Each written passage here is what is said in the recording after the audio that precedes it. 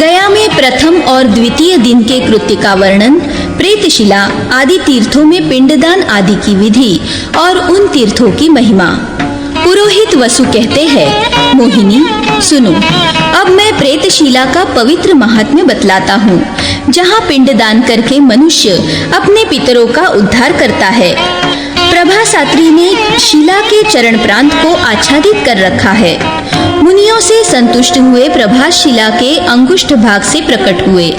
अंगुष्ठ भाग में ही भगवान शंकर स्थित हैं, इसलिए वे प्रभासेश कहे गए हैं। शिला के अंगुष्ठ का जो एक देश है, उसी में प्रभासेश की स्थिति है और वही प्रेत शिला की स्थिति है। वहाँ पिंडदान करने से मनुष्य प्रेत योनि से मुक्त हो जाता है, इसीलिए उसका नाम प्रेतशिला है। महानदी तथा प्रभासात्री के संगम में स्नान करने वाला पुरुष साक्षात वामदेव अर्थात शिव स्वरूप हो जाता है, इसीलिए उक्त संगम को वाम तीर्थ कहा गया है। देवताओं के प्रार्थना करने पर भगवान श्री राम ने जब महानदी में स्नान किया, तभी से वहां संपूर्ण लोकों को पवित्र करने वाला राम तीर्थ प्रकट हुआ। मनुष्य अपने सहस्त्रों जन्मों में जो पाप राशि संग्रह करते हैं, वह सब राम तीर्थ में स्नान करने मात्र से नष्ट हो जाती है। जो मनुष्य राम राम महाबाहो देवा नाम भयंकर त्वाम नमस्येतु देवेश मम नश्यतु पातकम। महाबाहु राम, देवताओं को अभय देने वाले श्री राम, आपको नमस्कार करता हूँ। देवेश, मेरा पातक नष्ट हो जाए। इस मंत्र द्वारा राम तीर्थ में स्नान करके श्राद्ध एवं पिंडदान करता है, वह विष्णु लोक में प्रतिष्ठित होता है। प्रभासेश्वर को नमस्कार करके भासमान शिव के समीप जाना चाहिए और उन भगवान शिव को नमस्कार करके यमराज को बलि दे और इस प्रकार कहे, देवेश, आप ही जल है तथा आप ही ज्योतियों के अधिपति हैं। आप मेरे मन, वचन, शरीर और क्रिया द्वारा उत्पन्न हुए समस्त पापों का नाश कीजिए। शिला के जघन प्रदेश को यमराज ने दबा रखा है। धर्मराज ने पर्वत से कहा, न गच्छ अर्थात गमन न करो, ढिलो डुलो मत, इसलिए पर्वत को नग कहते हैं। यमराज को बलि देने के पश्चात उनके 2 कुत्तों को भी अन्न की बलि या पिंड देना चाहिए। उस समय इस प्रकार कहे, वैवस्वत कुल में उत्पन्न जो 2 शाम और सबल नाम वाले कुत्ते हैं, उनके लिए मैं पिंड दूंगा। ये दोनों हिंसा न करें। तत्पश्चात प्रेतशिला आदि तीर्थ में घृतयुक्त चरु के द्वारा पिंड बनावे और पितरों का आवाहन करके मंत्रोच्चारण पूर्वक उनके लिए पिंड दे। प्रेतशिला पर पवित्र चित्त हो जनेऊ को अपसव्य करके दक्षिण दिशा की ओर मुंह करके पितरों का ध्यान एवं स्मरण करे। कव्यवाहक, अनल, सोम, यम, अर्यमा, अग्निश्वात्त, बर्हिषद और सोमपा, ये सब पितृदेवता है। हे महाभाग पितृदेवताओं, आप यहाँ पधारे और आपके द्वारा सुरक्षित मेरे पितर एवं मेरे कुल में उत्पन्न हुए जो भाई बंधु हो, वे भी यहाँ आवे। मैं उन सबको पिंड देने के लिए इस गया तीर्थ में आया हूँ। वे सब के सब इस श्राद्ध दान से अक्षय तृप्ति लाभ करें। तत्पश्चात आचमन करके पंचांग न्यास पूर्वक यत्नतः प्राणायाम करे। फिर देश काल आदि का उच्चारण करके अस्मत् पितॄणाम पुनरावृत्ति रहित ब्रह्मलोकाप्ति हेतवे गया श्राद्धमहं करिष्ये, अर्थात अपने पितरों को पुनरावृत्ति रहित ब्रह्मलोक की प्राप्ति कराने के लिए मैं गया श्राद्ध करूंगा, ऐसा संकल्प करके शास्त्रोक्त क्रम से विधि पूर्वक श्राद्ध करे। पहले श्राद्ध के स्थान को पृथक पृथक पंचगव्य से सींचकर पितरों का आवाहन तथा पूजन करे। तत्पश्चात मंत्रों द्वारा पिंडदान करे। पहले सपिंड पितरों को श्राद्ध का पिंड देकर उनके दक्षिण भाग में कुश बिछाकर उनके लिए एक बार तिल और जल की अंजलि दे। अंजलि में तिल और जल लेकर यत्न पूर्वक पितृतीर्थ से उनके लिए अंजलि देनी चाहिए। फिर एक मुट्ठी सत्तू से अक्षय पिंड दे। पिंड द्रव्यों में तिल, घी, दही और मधु आदि मिलाना चाहिए। संबंधियों का तिल आदि के द्वारा कुशों पर आवाहन करना चाहिए। श्राद्ध में माता, पितामही और प्रपितामही के लिए जो 3 मंत्र वाक्य बोले जाते हैं, उनमें यथास्थान स्त्रीलिंग का उच्चारण करना चाहिए। संबंधियों के लिए भी पूर्ववत पितरों का आवाहन करते हुए पहले की ही भांति पिंड दे। अपने गोत्र में या पराये गोत्र में पति पत्नी के लिए पिंड देते समय यदि पृथक पृथक श्राद्ध, पिंडदान और तर्पण नहीं किया गया तो वह व्यर्थ है।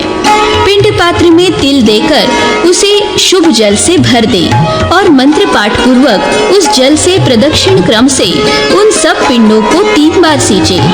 तत्पश्चात प्रणाम करके क्षमा प्रार्थना करे। तदनंतर पितरों का विसर्जन करके आचमन करके पश्चात साक्षी देवताओं को सुना दे। मोहिनी, सब स्थानों में इसी प्रकार पिंडदान करना चाहिए। गया में पिंडदान के लिए समय एवं मुहूर्त का विचार नहीं करना चाहिए। मलमास हो, जन्मदिन हो, गुरु और शुक्र अस्त हो अथवा बृहस्पति सिंह राशि पर स्थित हो तो भी गया श्राद्ध नहीं छोड़ना चाहिए। सन्यासी गया में जाकर दंड दिखावे, पिंडदान न करे। वह विष्णु पद में दंड रखकर पितरों सहित मुक्त हो जाता है। गया में खीर, सत्तू, आटा, चरू अथवा चावल आदि से भी पिंडदान किया जाता है। सुभगे गया जी का दर्शन करके महापापी और पातकी भी पवित्र एवं श्राद्ध कर्म का अधिकारी हो जाता है और श्राद्ध करने पर वह ब्रह्मलोक का भागी होता है। फल्गु तीर्थ में श्राद्ध करने वाला मनुष्य जिस फल को पाता है उसे जो 1 लाख अश्वमेध यज्ञों का अनुष्ठान करता है वह भी नहीं पाता। मनुष्य को गया में जाकर अवश्य पिंडदान करना चाहिए। वहाँ के पिंड पितरों को अत्यंत प्रिय है। इस कार्य में न तो विलंब करना चाहिए और न विघ्न डालना चाहिए। श्राद्धकर्ता को गया में इस प्रकार प्रार्थना करनी चाहिए: पिता, पितामह, प्रपितामह, माता, पितामही, प्रपितामही, मातामह, मातामह के पिता, प्रमातामह आदि, अर्थात वृद्ध प्रमातामह, मातामही, प्रमातामही और वृद्ध प्रमातामही, इन सब के लिए मेरा दिया हुआ पिंडदान अक्षय होकर प्राप्त हो। मेरे कुल में जो मरे हैं, जिनकी उत्तम गति नहीं हुई है, उनके उद्धार के लिए मैं यह पिंड देता हूँ। मेरे भाई बंधुओं के कुल में जो लोग मरे हैं और जिनकी उत्तम गति नहीं हुई है, उनके उद्धार के लिए मैं यह पिंड देता हूँ। जो फांसी पर लटक कर मरे हैं, जहर खाने या शस्त्रों के आघात से जिनकी मृत्यु हुई है और जो आत्मघाती है, उनके लिए मैं पिंड देता हूँ।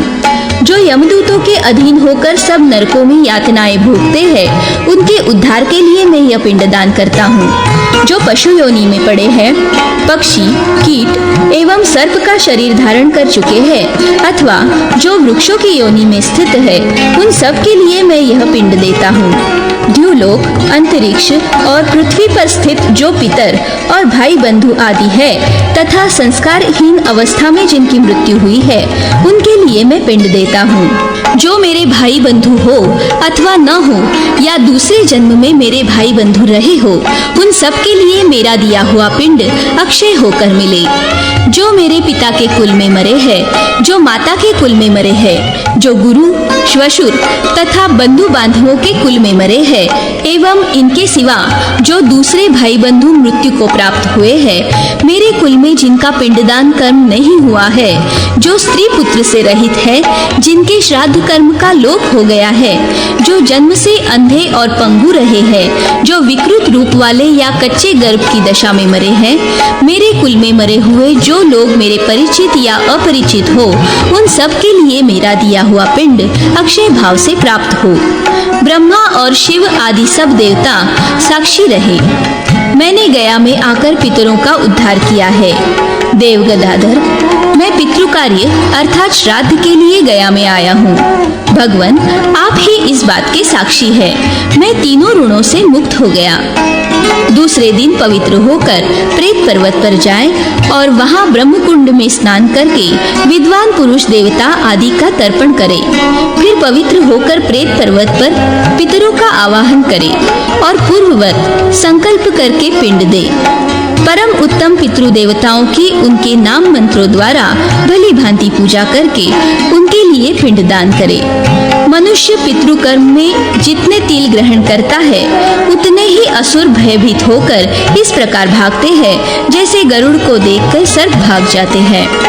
मोहिनी उस प्रेत पर्वत पर पूर्ववत सब कार्य करे, तत्पश्चात वहाँ तिल मिश्रित सत्तू दे और इस प्रकार प्रार्थना करे।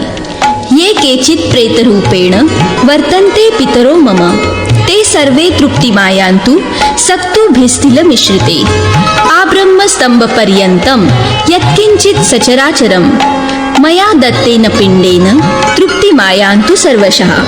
जो कोई मेरे पितर प्रेत रूप में विद्यमान है वे सब इन तिल मिश्रित सत्तुओं के दान से तृप्ति लाभ करे। ब्रह्मा जी से लेकर कीट पर्यंत जो कुछ भी चराचर जगत है वह मेरे दिए हुए पिंड से पूर्णतः तृप्त हो जाए।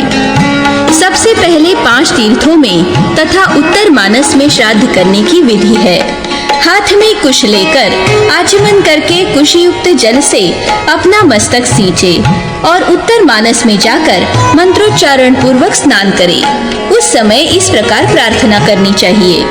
उत्तरे मानसे स्नानं करोम्यात्म विशुद्धये सूर्यलोकादि संप्राप्ति सिद्धये पितृमुक्तये।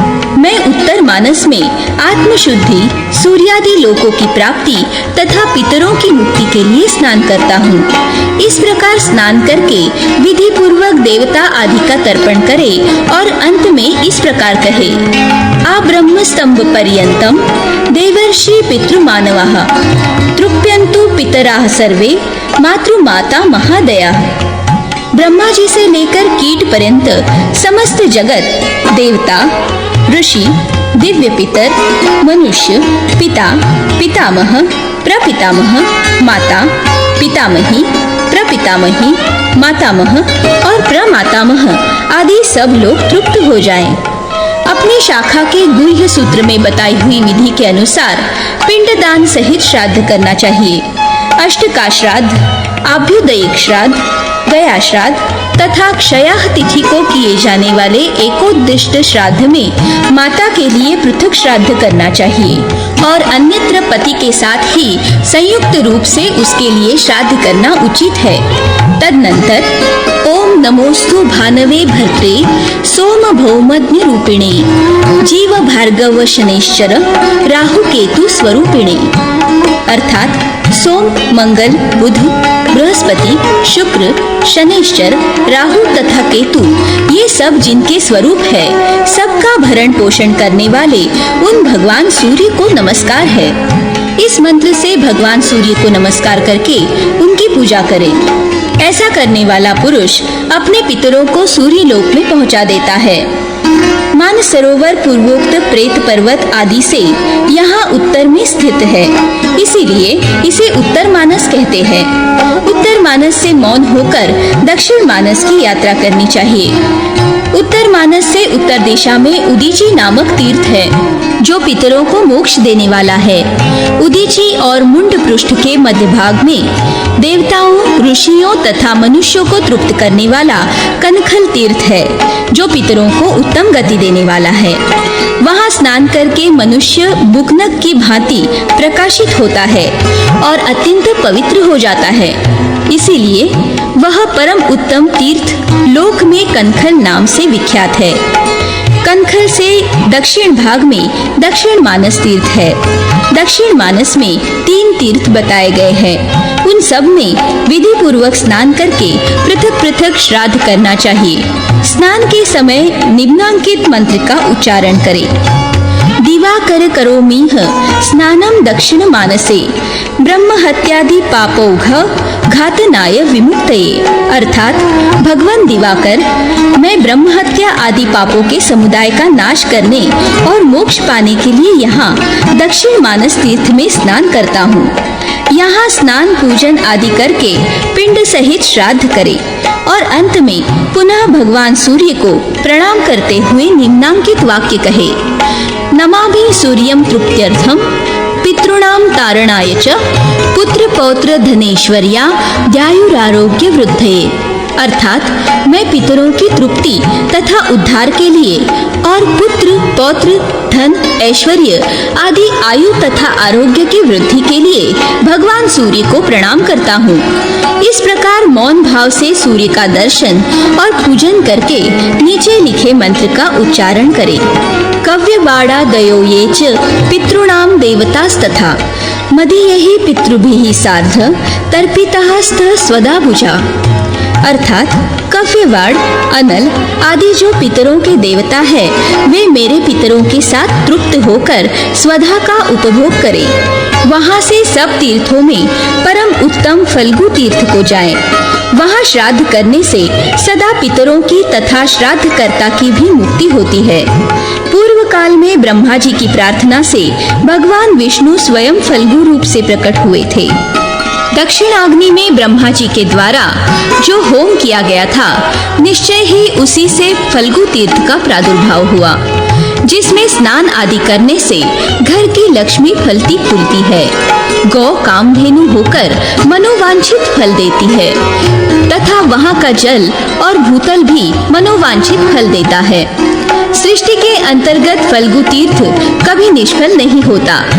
समस्त लोकों में जो संपूर्ण तीर्थ है वे सब फल्गु तीर्थ में स्नान करने के लिए आते हैं।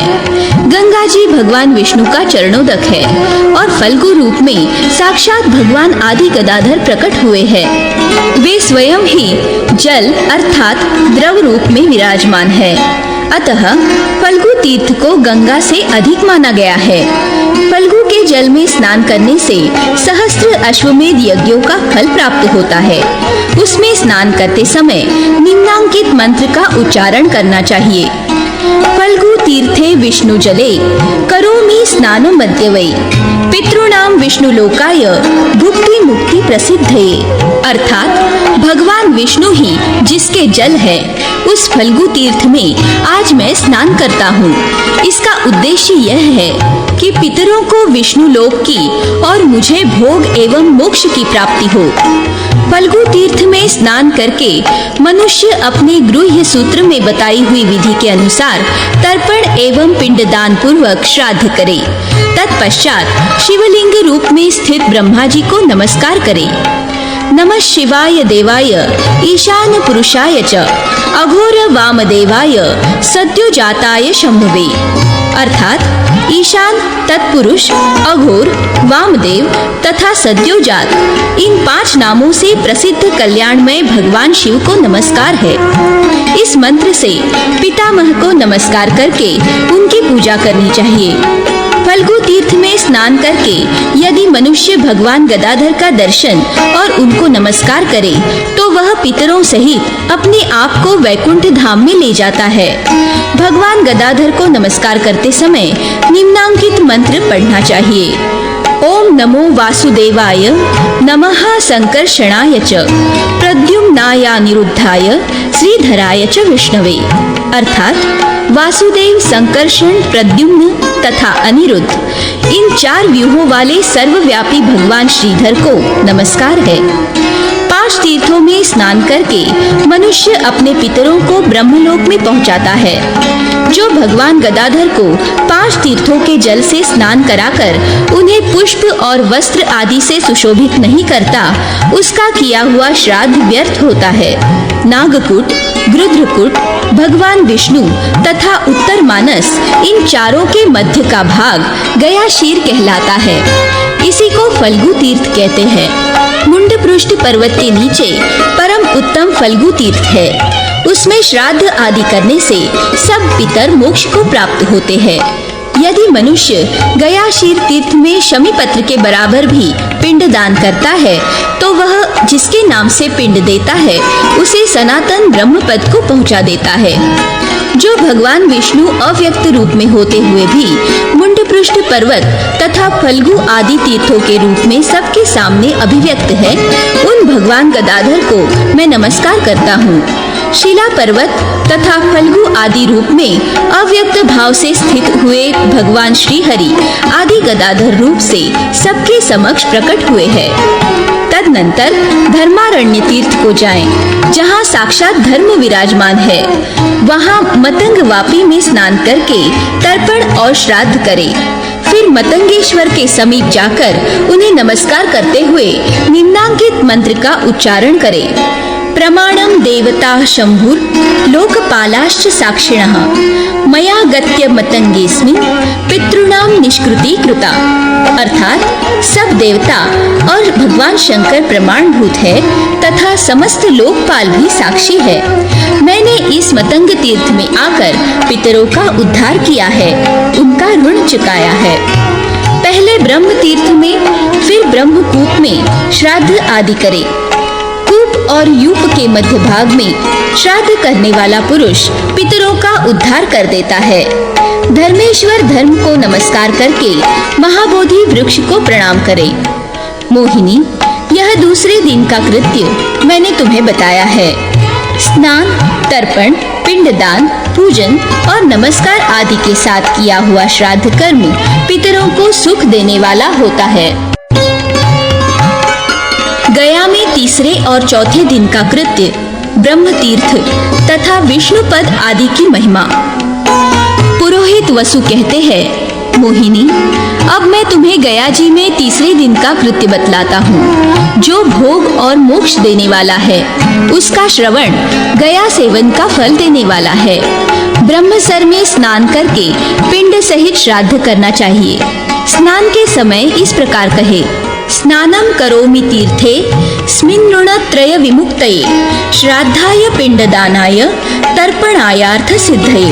अर्थात मैं तीनों ऋणों से मुक्ति पाने, श्राद्ध, तर्पण एवं पिंडदान करने तथा अभीष्ट मनोरथों की सिद्धि के लिए इस तीर्थ में स्नान करता हूँ।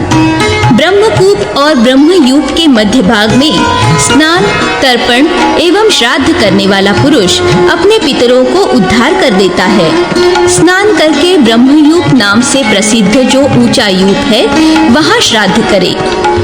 ब्रह्मसर में श्राद्ध करके मनुष्य अपने पितरों को ब्रह्मलोक में पहुंचा देता है। गोप्रचार तीर्थ के समीप ब्रह्मा जी के द्वारा उत्पन्न किए हुए आम्र वृक्ष है। उनको सींचने मात्र से पितृगण मोक्ष प्राप्त कर लेते हैं। आम्र वृक्ष को सींचते समय निम्नांकित मंत्र का उच्चारण करें। आम्रम ब्रह्म सरोद्भूतम सर्वदेवमयं विभुम विष्णु रूपम प्रसिंचामि पितॄणाम चैव मुक्तये। अर्थात ब्रह्मसर में प्रकट हुआ आम्र वृक्ष सर्वदेवमय है।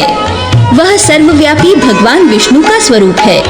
मैं पितरों की तृप्ति के लिए उसका अभिषेक करता हूँ। एक मुनि हाथ में जल से भरा हुआ घड़ा और कुश का अग्रभाग लेकर आम की जड़ में पानी दे रहे थे। उन्होंने आम को भी सींचा और पितरों को भी तृप्त किया। उनकी एक ही क्रिया दो प्रयोजनों को सिद्ध करने वाली हुई। ब्रह्मयूप की परिक्रमा करके मनुष्य वाजपेयी यज्ञ का फल पाता है और ब्रह्मा जी को नमस्कार करके अपने पितरों को ब्रह्मलोक में ले जाता है। निम्नांकित मंत्र से ब्रह्मा जी को नमस्कार करना चाहिए।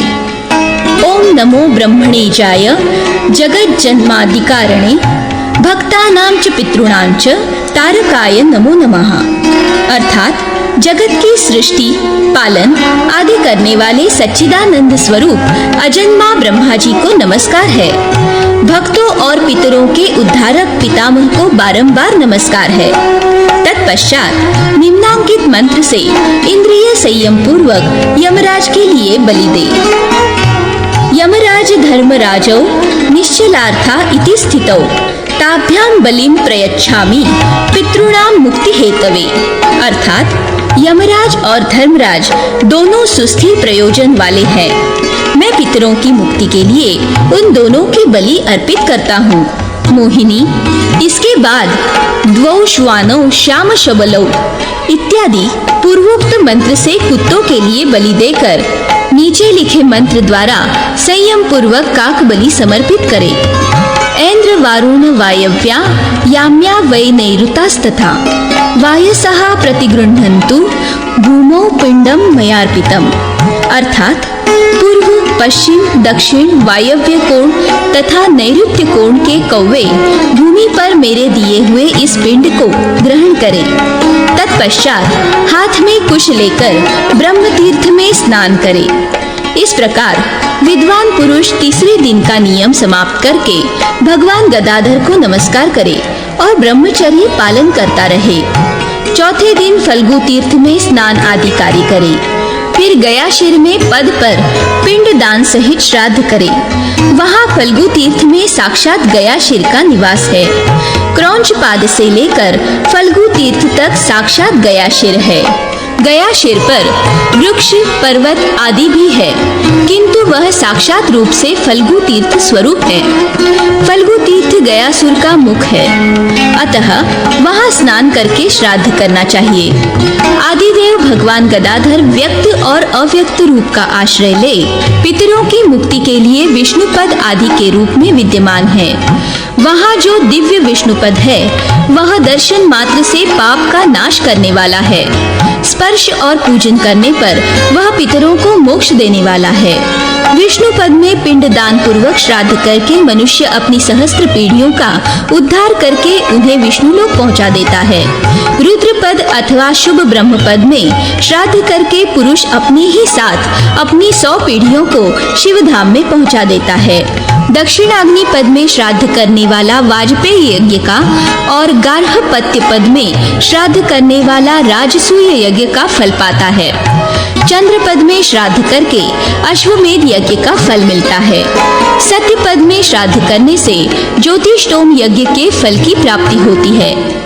आवस्यस्त्य पद में श्राद्ध करने वाला चंद्रलोक को जाता है और इंद्र पद में श्राद्ध करके मनुष्य अपने पितरों को इंद्रलोक पहुंचा देता है। दूसरे देवताओं के जो पद है उनमें श्राद्ध करने वाला पुरुष अपने पितरों को ब्रह्मलोक में पहुंचा देता है। सब में काश्यप पद श्रेष्ठ है।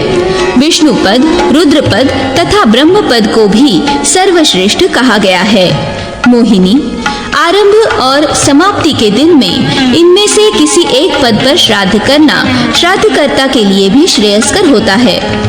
पूर्व काल में भीष्म जी ने विष्णु पद पर श्राद्ध करते समय अपने पितरों का आवाहन करके विधि पूर्वक श्राद्ध किया और जब वे पिंडदान के लिए उद्यत हुए उस समय गयाशिर में उनके पिता शंतनु के दोनों हाथ सामने निकल आए, परंतु भीष्म जी ने भूमि पर ही पिंड दिया, क्योंकि शास्त्र में हाथ पर पिंड देने का अधिकार नहीं दिया गया है। भीष्म के इस व्यवहार से संतुष्ट होकर शंतनु बोले, बेटा तुम शास्त्रीय सिद्धांत पर दृढ़ता पूर्वक डटे हुए हो, अतः त्रिकालदर्शी हो और अंत में तुम्हें भगवान विष्णु की प्राप्ति हो। साथ ही जब तुम्हारी इच्छा हो तभी मृत्यु तुम्हारा स्पर्श करे। ऐसा कहकर शंतनु मुक्त हो गए। भगवान श्री राम रमणीय रुद्रपद में आकर जब पिंडदान करने को उद्यत हुए उस समय पिता दशरथ स्वर्ग से हाथ फैलाए हुए वहां आए, किंतु श्री राम ने उनके हाथ में पिंड नहीं दिया। शास्त्र की आज्ञा का उल्लंघन न हो जाए इसके लिए उन्होंने रुद्रपद पर ही उस पिंड को रखा। तब दशरथ ने श्री राम से कहा, पुत्र तुमने मुझे तार दिया। रुद्र पद पर पिंड देने से मुझे रुद्र लोक की प्राप्ति हुई है। तुम चिरकाल तक राज्य का शासन, अपनी प्रजा का पालन तथा दक्षिणा सहित यज्ञों का अनुष्ठान करके अपने विष्णु लोक को जाओगे। तुम्हारे साथ अयोध्या के सब लोग कीड़े मकोड़े तक वैकुंठ धाम में जाएंगे। श्री राम से ऐसा कहकर राजा दशरथ परम उत्तम रुद्र लोक को चले गए। कनकेश, केदार, नारसिंह और वामन इनकी रथ मार्ग में पूजा करके मनुष्य अपने समस्त पितरों का उद्धार कर देता है। जो गयाशिर में जिनके नाम से पिंड देते हैं उनके वे पितर यदि नरक में हो तो स्वर्ग में जाते हैं और स्वर्ग में हो तो मोक्ष लाभ करते हैं। जो गयाशिर में कंद, मूल, फल आदि के द्वारा शमी पत्र के बराबर भी पिंड देता है वह अपने पितरों को स्वर्ग लोक में पहुंचा देता है। जहाँ विष्णु आदि के पद दिखाई देते हैं वहाँ उनके आगे जिनके पद पर श्राद्ध किया जाता है उन्हीं के लोकों में मनुष्य अपने पितरों को भेजता है। इन पदों के द्वारा सर्वत्र मुंडपृष्ठ पर्वत ही लक्षित होता है। वहाँ पूजित होने वाले पितर ब्रह्मलोक को प्राप्त होते हैं। एक मुनि मुंडपृष्ठ में क्रौंच रूप से तपस्या करते थे। उनके चरणों का चिन्ह जहाँ लक्षित होता है वह क्रौंच पद माना गया है। भगवान विष्णु आदि के पद यहाँ लिंग रूप में स्थित है। देवता आदि का तर्पण करके रुद्र पद से प्रारंभ करके श्राद्ध करना चाहिए। मोहिनी, यह चौथे दिन का कृत्य बताया गया है। इसे करके मनुष्य पवित्र एवं श्राद्ध कर्म का अधिकारी होता है और श्राद्ध करने पर वह ब्रह्मलोक का भागी होता है। शिला पर स्थित तीर्थों में स्नान और तर्पण करके जिनके लिए पिंडदान पूर्वक श्राद्ध किया जाता है वे ब्रह्मलोक को प्राप्त होते हैं और वहाँ कल्प पर्यंत सानंद निवास करते हैं। गया में 5वें दिन का कृत्य, गया के विभिन्न तीर्थों की पृथक पृथक महिमा। पुरोहित वसु कहते हैं, मोहिनी, 5वें दिन मनुष्य गदालोल तीर्थ में पूर्ववत स्नान आदि करके अक्षय वट के समीप पिंडदान पूर्वक श्राद्ध करे। वहाँ श्राद्ध आदि करके वह अपने पितरों को ब्रह्मलोक में पहुँचा देता है। वहाँ ब्राह्मणों को भोजन करावे और उनकी पूजा करे। अक्षय वट के निकट श्राद्ध करके एकाग्र चित्त हो वटेश्वर का दर्शन, नमस्कार तथा पूजन करे। ऐसा करने से श्राद्धकर्ता पुरुष अपने पितरों को अक्षय तथा सनातन ब्रह्मलोक में भेज देता है। गदालोल तीर्थ में स्नान करते समय इस प्रकार प्रार्थना करनी चाहिए। गदालोले महातीर्थे गदा प्रक्षालने वरे स्नानं करोमि शुद्ध्यर्थं मक्षयाय स्वराप्तये। एकांतरे वटस्याग्रे यह शेते योग निद्रया बालरूपधरस्तस्मै नमस्ते योगशायिने संसार वृक्ष शस्त्राया शेष पापक्षयाय च अक्षय्य ब्रह्मदात्रे च नमोक्षय्य वटाय वै। अर्थात जहाँ भगवान की गदा धोई गई है उस गदालोल नामक श्रेष्ठ महातीर्थ में मैं आत्मशुद्धि तथा अक्षय स्वर्ग की प्राप्ति के लिए स्नान करता हूँ। जो बाल रूप धारण करके वट की शाखा के अग्रभाग पर एकांत स्थल में योग निद्रा के द्वारा शयन करते हैं उन योगशायी श्री हरि को नमस्कार है। जो संसार रूपी वृक्ष का उच्छेद करने के लिए शस्त्र रूप है, जो समस्त पापों का नाश तथा अक्षय ब्रह्मलोक प्रदान करने वाले हैं, उन अक्षय वट स्वरूप श्री हरि को नमस्कार है। इसके बाद लिंग स्वरूप प्रपितामह को नमस्कार करे। कलौ माहेश्वरालोका येन तस्माद गदाधरा लिंग रूपो भवत्तं च वंदे त्वाम प्रपितामह। अर्थात कलियुग में लोग प्रायः शिवभक्त होते हैं, इसलिए भगवान गदाधर वहाँ शिवलिंग रूप में प्रकट हुए हैं। प्रभु, आप पितामह ब्रह्मा के भी पिता होने से प्रपितामह रूप है। मैं आपको प्रणाम करता हूँ। इस मंत्र से उन प्रपितामह देव को नमस्कार करके मनुष्य अपने पितरों को रुद्रलोक में पहुँचा देता है। हेति नाम से प्रसिद्ध एक असुर था। भगवान ने अपनी गदा से उस असुर के मस्तक के 2 टुकड़े कर दिए। तत्पश्चात जहाँ वह गदा धोई गई, वह गदालोल नाम से विख्यात श्रेष्ठ तीर्थ हो गया। हेति राक्षस ब्रह्मा जी का पुत्र था। उसने बड़ी अद्भुत तपस्या की। तपस्या से वरदायक ब्रह्मा आदि देवताओं को संतुष्ट करके यह वर मांगा, मैं दैत्य आदि से, शस्त्र आदि से, नाना प्रकार के मनुष्यों से तथा विष्णु और शिव आदि के चक्र एवं त्रिशूल आदि आयुधों द्वारा अवध्य और महान बलवान हूँ। तथास्तु कहकर देवता अंतर्धान हो गए। तब हेति ने देवताओं को जीत लिया और स्वयं इंद्र पद का उपभोग करने लगा। तब ब्रह्मा और शिव आदि देवता भगवान विष्णु की शरण में गए और बोले, भगवान, हेति का वध कीजिए। भगवान ने कहा, देवताओं, हेति तो समस्त सुर और असुरों के लिए अवध्य है। तुम लोग मुझे कोई ब्रह्मा जी का अस्त्र दो जिससे मैं हेति को मारूं। उनके ऐसा कहने पर ब्रह्मादि देवताओं ने भगवान विष्णु को वह गदा दे दी और कहा, उपेंद्र, आप हेति को मार डालिए। देवताओं के ऐसा कहने पर भगवान ने वह गदा धारण की।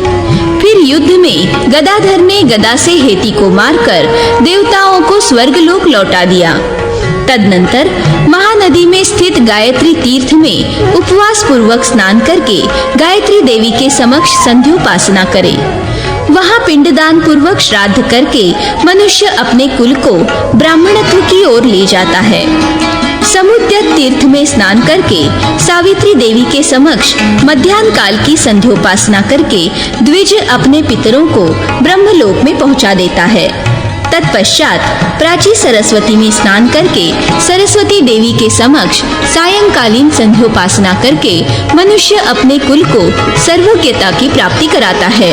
वह अनेक जन्मों तक किए हुए संध्या लोप जनित पाप से सर्वथा शुद्ध हो जाता है। विशाला में लेलीहान तीर्थ में, भरताश्रम में पदांकित तीर्थ में, मुंडपृष्ठ में गदाधर के समीप, आकाश गंगा तीर्थ में तथा गिरिकर्ण आदि में श्राद्ध एवं पिंडदान करने वाला, गोदा वैतरणी में स्नान करने वाला एवं देव नदी में, गोप्रचार में, मानस तीर्थ में, पदस्वरूप तीर्थों में, पुष्करिणी में, गदालोल तीर्थ में, अमर तीर्थ में, कोटि तीर्थ में तथा रुक्म कुंड में पिंड देने वाला पुरुष अपने पितरों को स्वर्गलोक में पहुंचा देता है।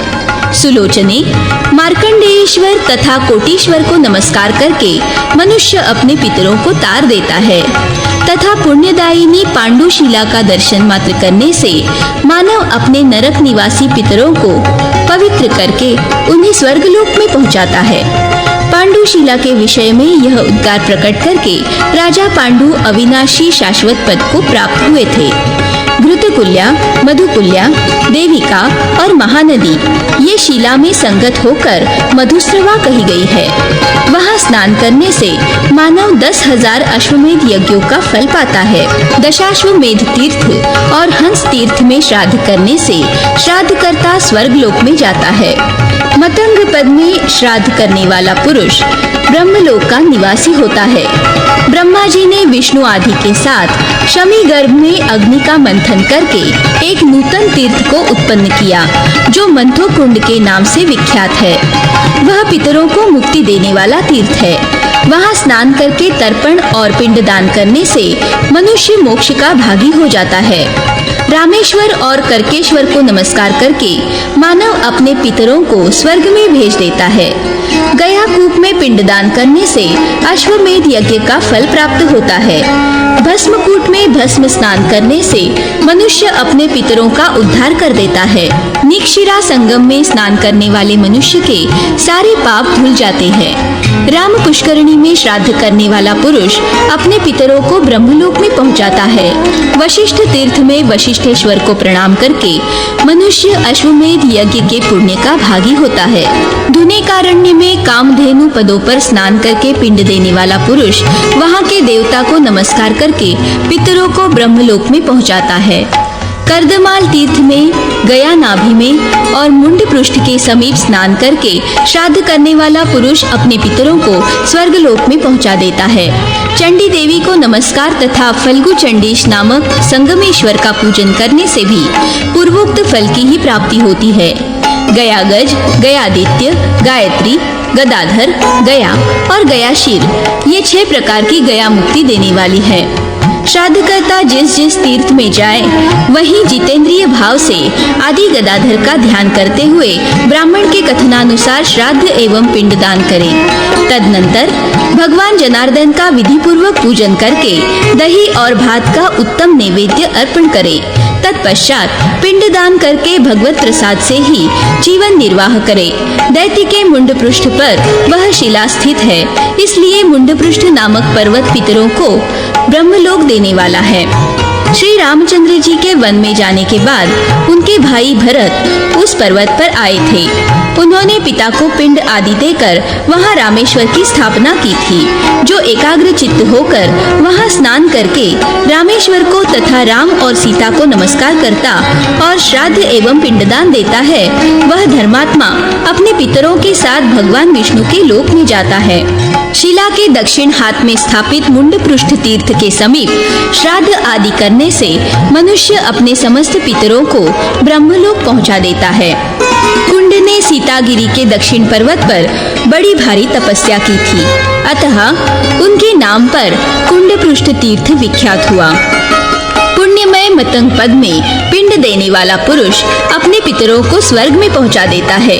शिला के बाएं हाथ में उद्यंतक गिरी की स्थापना हुई। यहाँ महात्मा अगस्त्य जी ने उदयाचल को ले आकर स्थापित किया था। वहाँ पिंड देने वाला पुरुष अपने पितरों को ब्रह्मलोक भेज देता है। अगस्त्य जी ने अपनी तपस्या के लिए वहाँ उद्यंतक नामक कुंड का निर्माण किया था। वहाँ ब्रह्मा जी अपनी देवी सावित्री और सनकादि कुमारों के साथ विराजमान है। हाहा हुहु आदि गंधर्वों ने वहाँ संगीत और वाद्य का आयोजन किया था।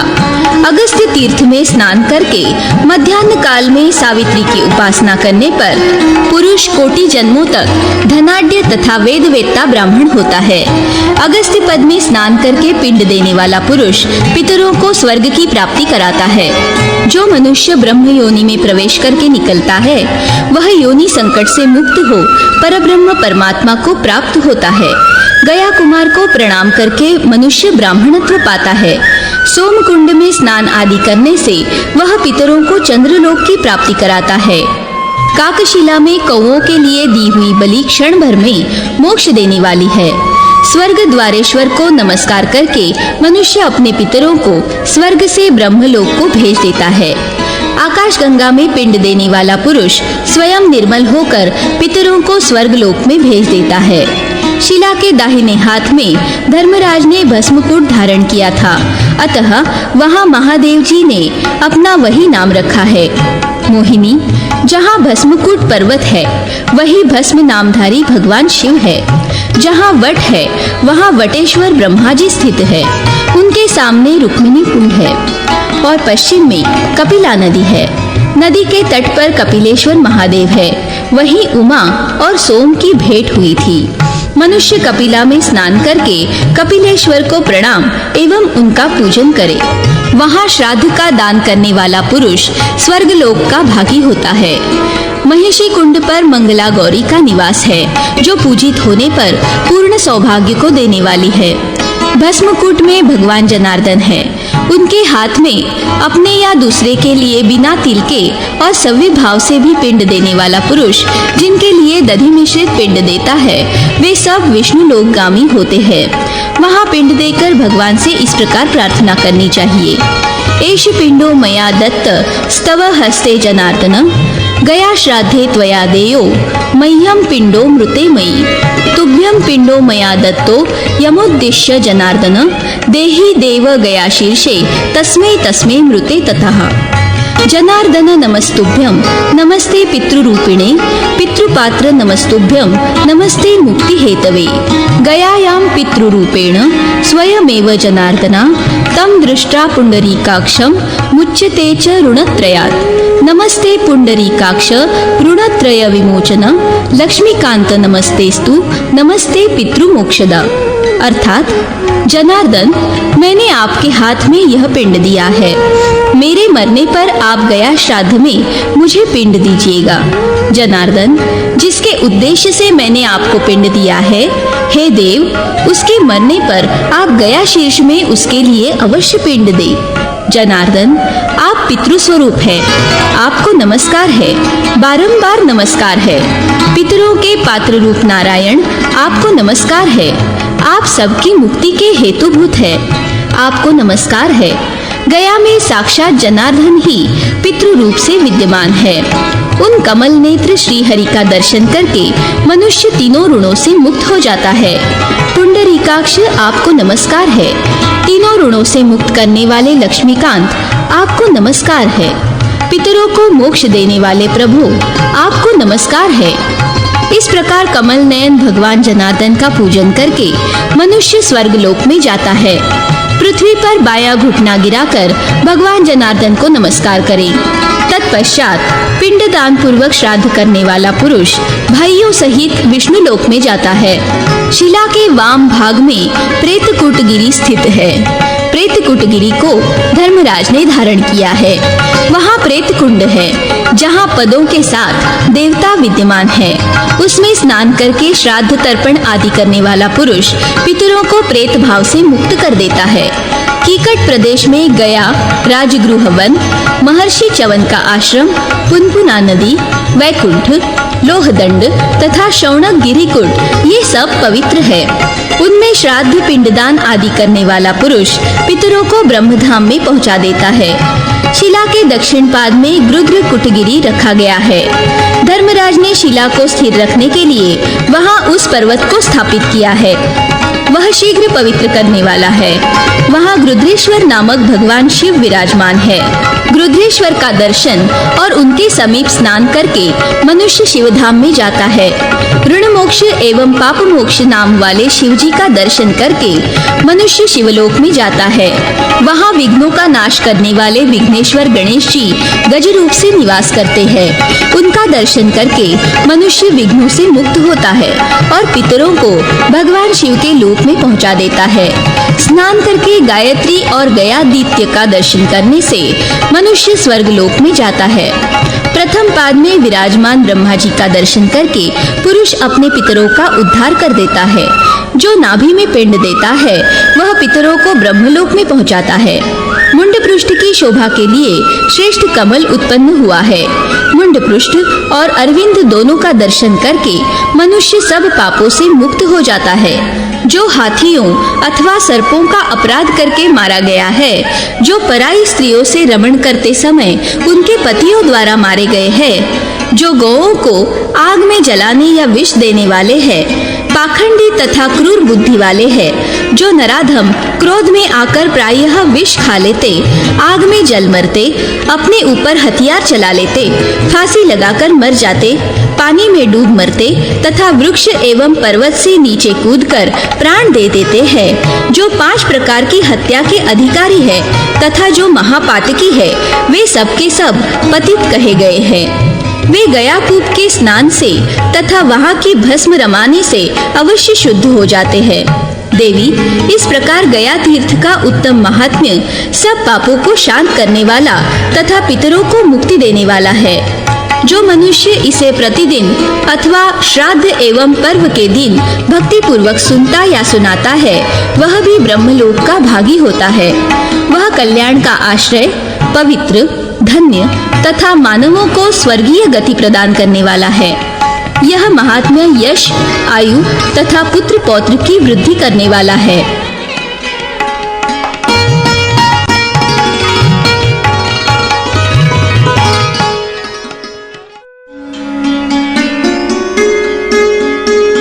अविमुक्त क्षेत्र काशीपुरी की महिमा।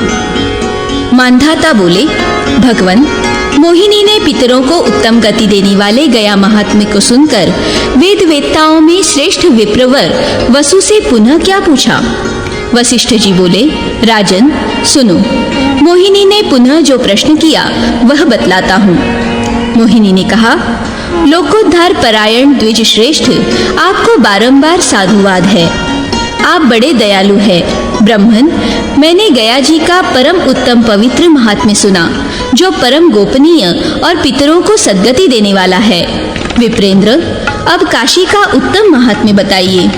वशिष्ठ जी कहते हैं, मोहिनी का यह कथन सुनकर उसके पुरोहित वसु बोले, सुनो, कल्याणमयी काशीपुरी धन्य है, भगवान महेश्वर भी धन्य है, जो मुक्तिदायिनी वैष्णवपुरी काशी को श्रीहरि से मांगकर निरंतर उसका सेवन करते हैं। सनातन देव भगवान शंकर श्रीहरि के क्षेत्र में ही विद्यमान है। वे भगवान ऋषिकेश की पूजा करते हुए स्वयं भी देवता आदि से पूजित होते हैं। काशीपुरी तीनों लोकों का सार है। उस रमणीय नगरी का यदि सेवन किया जाए तो वह मनुष्यों को उत्तम गति देने वाली है। नाना प्रकार के पाप कर्म करने वाले मनुष्य भी यहाँ आकर अपने पापों का नाश करके रजोगुण रहित तथा शुद्ध अंतकरण के प्रकाश से युक्त हो जाते हैं। इसे वैष्णव क्षेत्र तथा शैव क्षेत्र भी कहते हैं। यह सब प्राणियों को मोक्ष देने वाला है। महापातकी मनुष्य भी जब भगवान शिव की नगरी काशीपुरी में आता है, तब उसका शरीर संसार के सुदृढ़ बंधनों से मुक्त हो जाता है।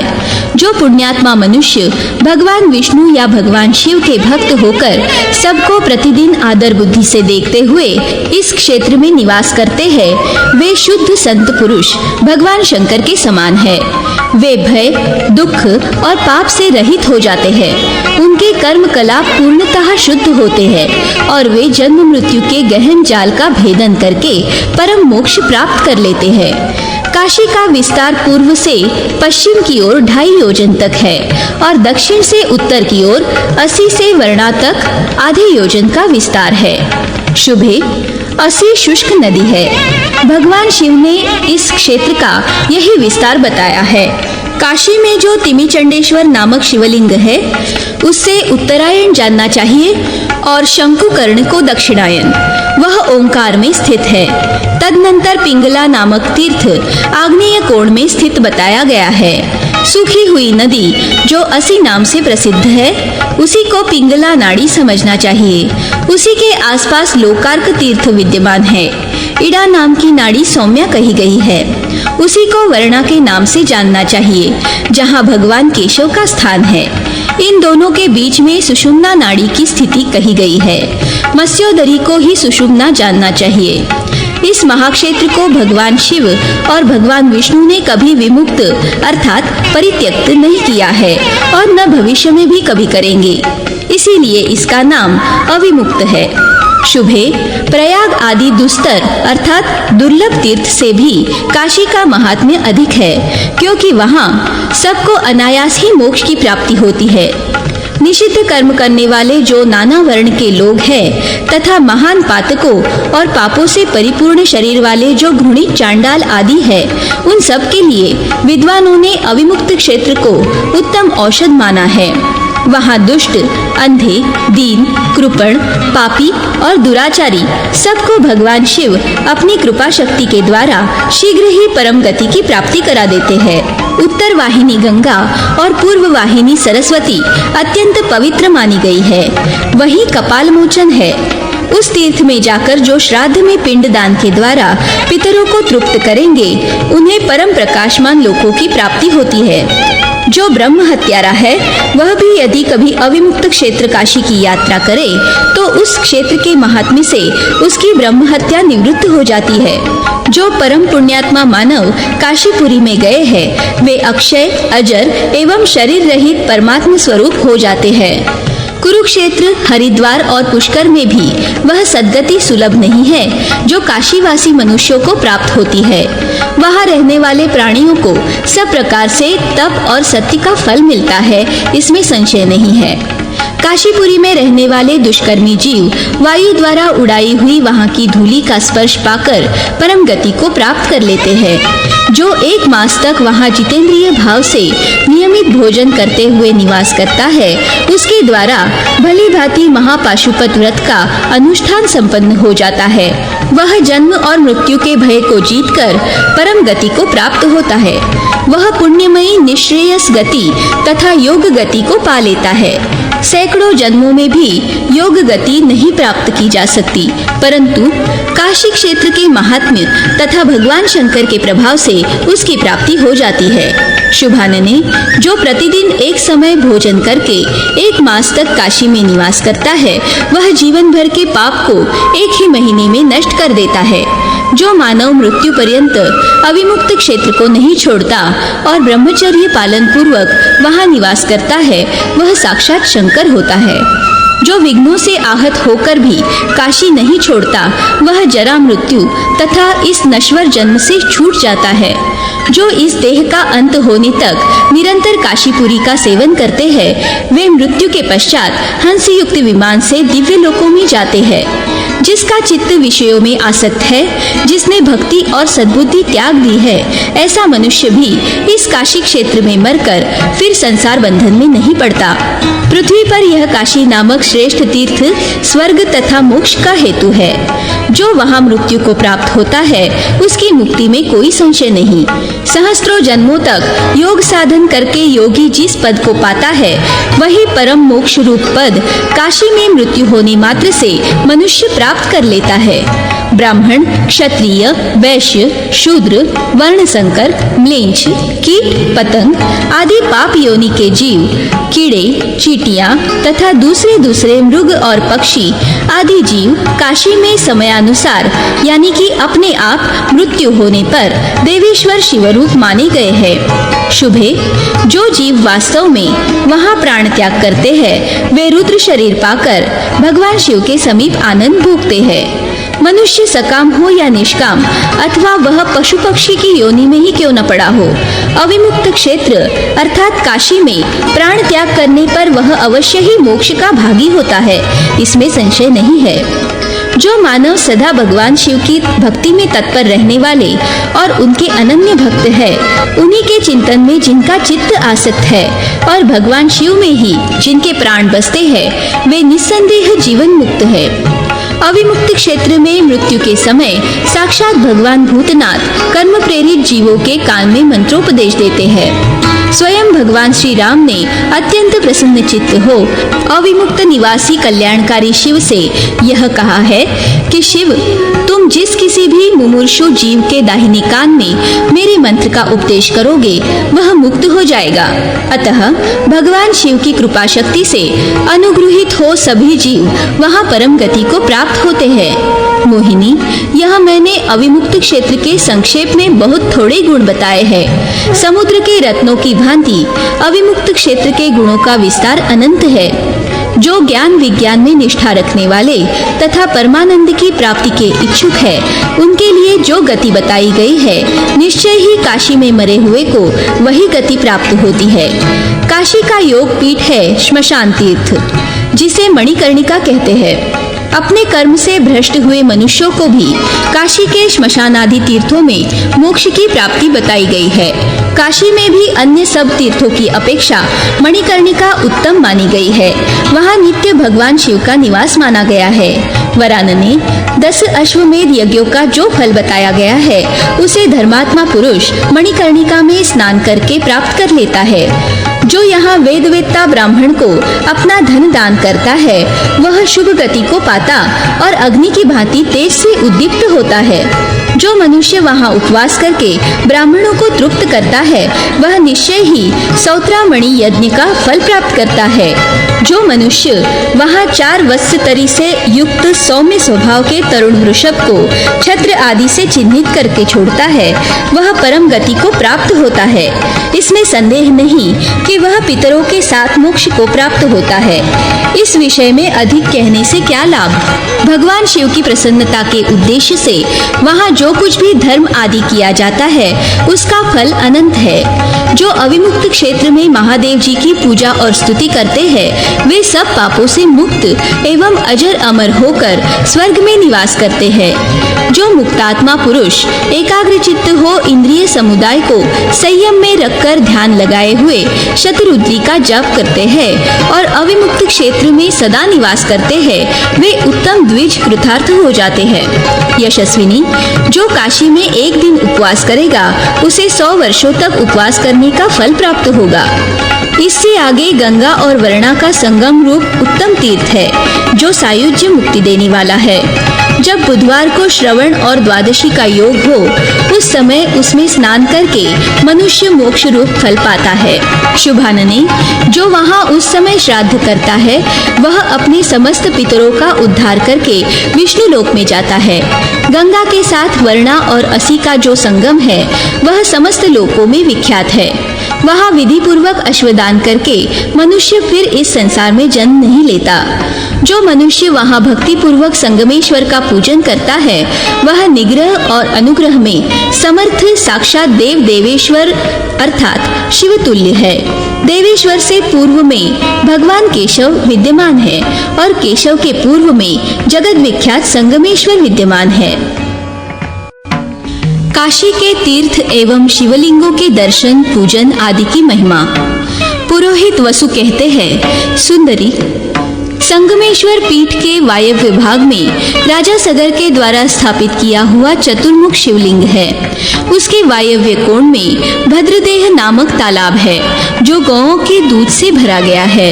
वह संपूर्ण पातकों का नाश करने वाला है। मोहिनी, सहस्त्रों कपिला गौओं के विधि पूर्वक दान करने का जो फल है, उसे मनुष्य वहां स्नान करने मात्र से प्राप्त कर लेता है। जब पूर्व भाद्रपदा नक्षत्र से युक्त पूर्णिमा हो, उस समय वहाँ के लिए अतिशय पुण्यकाल माना गया है, जो अश्वमेध यज्ञ का फल देने वाला है। वहीं श्मशान भूमि में विख्यात देवी भीष्म चंडिका का दर्शन होता है। उनकी पूजा करने से मनुष्य कभी दुर्गति में नहीं पड़ता। अंतकेश्वर से पूर्व सर्वेश्वर के दक्षिण भाग में और मातलीश्वर से उत्तर दिशा में कृत्तिवासेश्वर नामक शिवलिंग है। देवी कृत्तिवासेश्वर का दर्शन और पूजन करके मनुष्य एक ही जन्म में शिव के समीप परम गति प्राप्त कर लेता है। सत्य युग में पहले उसका नाम त्र्यंबकेश्वर था। त्रेता में वही कृत्तिवासेश्वर के नाम से प्रसिद्ध हुआ। द्वापर में उन्हीं भगवान शिव का नाम महेश्वर कहा जाता है तथा कलियुग में सिद्ध पुरुष उन्हें हस्तिपालेश्वर कहते हैं। यदि सनातन मोक्षप्रद तारक ज्ञान प्राप्त करने की इच्छा हो तो बारंबार भगवान कृत्तिवासेश्वर का दर्शन करना चाहिए। उन देवाधिदेव का दर्शन करने से ब्रह्म हत्यारा भी पाप मुक्त हो जाता है। उनका स्पर्श और पूजन करने पर संपूर्ण यज्ञों का फल मिलता है। जो उन सनातन महादेव जी का बड़ी श्रद्धा से पूजन करते हैं और फाल्गुन कृष्णा चतुर्दशी को एकाग्र चित्त हो फूल, फल, बिल्वपत्र, उत्तम और साधारण भक्ष्य पदार्थ, दूध, दही, घी, मधु और जल से उस उत्तम शिवलिंग का अर्चन तथा डमरू के डिंडिम घोष, नमस्कार, नृत्य, गीत, अनेक प्रकार के मुखवाद्य, स्तोत्र एवं मंत्रों द्वारा शुभ स्वरूप भगवान शिव को तृप्त करते हैं और मोहिनी एक रात उपवास करके परम भक्ति भाव से पूजन करके श्री महादेव जी को संतुष्ट करते हैं, वे परम पद को प्राप्त कर लेते हैं। जो चैत्र मास की चतुर्दशी को परमेश्वर शिव की पूजा करता है, वह धन के स्वामी कुबेर के समीप जाकर उन्हीं की भांति क्रीड़ा करता है। जो वैशाख की चतुर्दशी को पवित्र चित्त से भगवान शिव की अर्चना करता है, वह स्वामी कार्तिकेय के लोक में जाकर उन्हीं का अनुचर होता है। जो ज्येष्ठ मास की चतुर्दशी को श्रद्धा पूर्वक भगवान शंकर की पूजा करता है, वह स्वर्ग लोक में जाता है और प्रलय काल आने तक वहां निवास करता है। भद्रे, जो आषाढ़ मास की चतुर्दशी को पवित्र भाव से कृत्तिवासेश्वर शिव की पूजा करता है, वह सूर्य लोक में जाकर इच्छानुसार क्रीड़ा करता है। जो श्रावण की चतुर्दशी को वहां प्रकट हुए कामेश्वर शिव की पूजा करता है, उसे भगवान शिव वरुण लोक देते हैं। जो भाद्रपद मास की चतुर्दशी को भांति भांति के पुष्पों और फलों द्वारा भगवान शंकर की पूजा करता है, उसे इंद्र का सालोक्य प्राप्त होता है। जो अश्विन कृष्ण चतुर्दशी को भगवान शिव की पूजा करता है, वह पितरों के लोक में जाता है।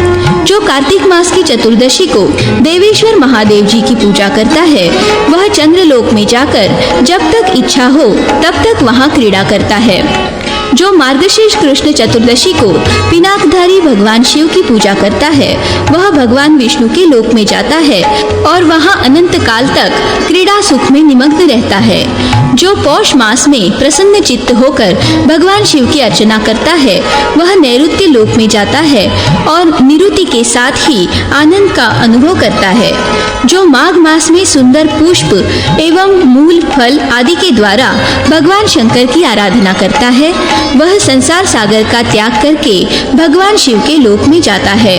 अतः यदि शिवधाम में जाने की इच्छा हो तो यत्न पूर्वक कृत्तिवासेश्वर का पूजन तथा अविमुक्त क्षेत्र में निवास करना चाहिए। काशी में व्यासेश्वर के पश्चिम घंटा कर्ण अर्थात कर्ण घंटा नामक सरोवर है। देवी, उस सरोवर में स्नान करके व्यासेश्वर का दर्शन करने से मनुष्य की जहाँ कहीं भी मृत्यु हो, उसे काशी में मरने का ही फल प्राप्त होता है। मोहिनी, यदि मनुष्य दंडघाट तीर्थ में स्नान करके अपने पितरों का तर्पण करे तो उसके नरक निवासी पितर वहां से निकलकर पितृलोक में चले जाते हैं। देवी, जो पापकर्मी मनुष्य पिशाच योनि को प्राप्त हो गए हैं, उनके लिए यदि वहां पिंडदान किया जाए तो उनका उस पिशाच शरीर से उद्धार हो जाता है। उस घाट के दर्शन से मानव कृतकृत्य हो जाता है। वही लोक को कल्याण प्रदान करने वाली ललिता देवी विराजमान है। यह मनुष्य जन्म दुर्लभ है, विद्युत पात के समान चंचल है। उसे पाकर जिसने ललिता देवी का दर्शन कर लिया, उसे जन्म का भय कहाँ से हो सकता है। पृथ्वी की परिक्रमा करके मनुष्य जिस फल को पाता है, वही फल उसे काशी में ललिता देवी के दर्शन से मिल जाता है। प्रत्येक मास की चतुर्थी को उपवास करके ललिता देवी की पूजा और उनके समीप रात में जागरण करे। देवी ऐसा करने से उसे संपूर्ण समृद्धियां प्राप्त होती है। मोहिनी तीनों लोकों द्वारा पूजित नलकुबरकेश्वर सब सिद्धियों के दाता है। उनकी पूजा करके मनुष्य कृतकृत्य हो जाता है। देवी उनके दक्षिण भाग में मणिकर्णी नाम से प्रसिद्ध शिवलिंग है। उसके आगे एक महान तीर्थ अर्थात जलाशय है जो सब पापों का नाश करने वाला है। भगवान मणिकर्णेश्वर कुंड में विराजमान है। उनका दर्शन, नमस्कार और पूजन करने से फिर गर्भ में निवास नहीं करना पड़ता। मणिकर्णेश्वर के दक्षिण पार्श्व में गंगा जी के जल में स्थापित परम उत्तम गंगेश्वर लिंग है। उसकी पूजा करने से देवलोक की प्राप्ति होती है। मोहिनी, अब मैं काशी के दूसरे मंदिर का वर्णन करता हूँ, जहाँ देवाधिदेव महादेव जी का रुचिर एवं अभिष्ट स्थान है। सुभगे पूर्व काल में कुछ राक्षस भगवान चंद्रमौली का शुभ लिंग साथ ले अंतरिक्ष मार्ग से बड़ी उतावली के साथ जा रहे थे। जिस समय वह शिवलिंग इस काशी क्षेत्र में पहुंचा, उस समय महादेव जी ने सोचा, क्या उपाय किया जाए जिससे मेरा अविमुक्त क्षेत्र से वियोग न हो। शुभे देवेश्वर भगवान शिव इस बात का विचार कर ही रहे थे कि उस स्थान पर मुर्गे का शब्द सुनाई दिया। देवी उस शब्द को सुनकर राक्षसों के मन में भय समा गया और वे प्रातःकाल उस शिवलिंग को वहीं छोड़कर वहां से भाग गए। राक्षसों के चले जाने पर वही अत्यंत रुचिर एवं सुंदर स्थान में वह लिंग स्थित हुआ। साक्षात देव भगवान शिव उस अविमुक्त क्षेत्र में उस शिवलिंग के रूप में विराजमान हुए, इसीलिए उसे अविमुक्त कहते हैं। उस समय देवताओं ने महादेव जी का नाम अविमुक्त रख दिया, जो परम पवित्र अक्षरों से युक्त है। जो प्राणी वहां मृत्यु को प्राप्त होते हैं, वे स्थावर हो या जंगम, उन सबको वह शिवलिंग मोक्ष देने वाला है। भगवान अविमुक्त के दक्षिण भाग में एक सुंदर बावड़ी है।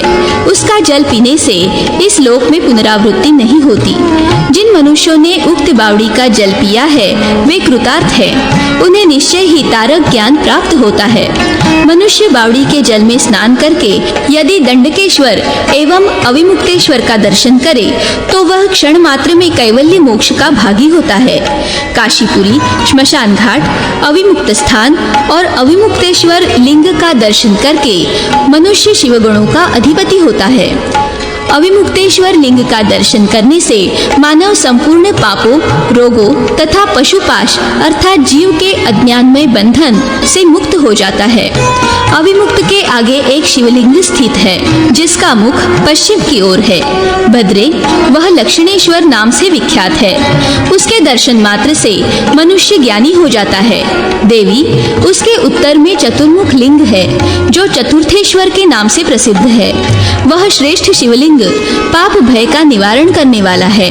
वाराणसी नामक क्षेत्र पृथ्वी पर प्राणियों के लिए मुक्तिदायक है। उसमें भी अविमुक्तेश्वर तो जीवन मुक्त कहा गया है। वह जीवन मुक्ति देने वाला है। काशी में जहाँ कहीं भी जो रह चुका है, उसके लिए गणपति पद की प्राप्ति बताई गई है, और जो वहाँ प्राण त्याग करता है, वह आत्यंतिक मोक्ष को प्राप्त करता है। उपर्युक्त सीमा के भीतरी क्षेत्र में प्रथम आवरण बताया गया है। द्वितीय आवरण में पूर्व दिशा में मणिकर्णिका है। उस स्थान में 7 करोड़ शिवलिंग विद्यमान है। उनके दर्शन मात्र से यज्ञों का फल प्राप्त होता है। यह सब सिद्ध लिंग है। काशी में जो पवित्र कूप, सरोवर, बावड़ी, नदी और कुंड कहे गए हैं, वे ही सिद्ध पीठ है। जो एकाग्र चित्त हो इन सब में स्नान करेगा और वहाँ के शिवलिंगों का दर्शन करेगा, वह फिर इस संसार में जन्म नहीं ले सकता। पृथ्वी पर और अंतरिक्ष में जो जो तीर्थ है, उनमें मुख्य तीर्थों का मैंने तुमसे वर्णन किया है। वरारोहे तीर्थ यात्रा को सब पापों का नाश करने वाली कहा गया है। काशी यात्रा का काल। यात्रा काल में यात्रियों के लिए आवश्यक कृत्य, अवान्तर तीर्थ और शिवलिंगों का वर्णन। पुरोहित वसु कहते हैं, मोहिनी, अब मैं यात्रा काल का वर्णन करता हूँ जिसे देवता आदि ने नियत किया है। वह यात्रा यथा योग्य फल की प्राप्ति कराने वाली है। पूर्व काल में देवताओं ने काशी में रहकर चैत्र मास में यह यात्रा की थी।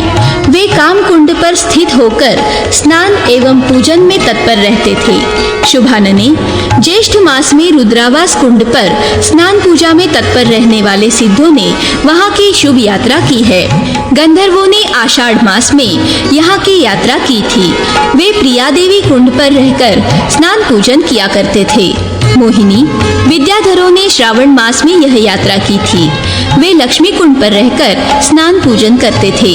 वरानने, यक्षों ने अश्विन मास में यह यात्रा संपन्न की है।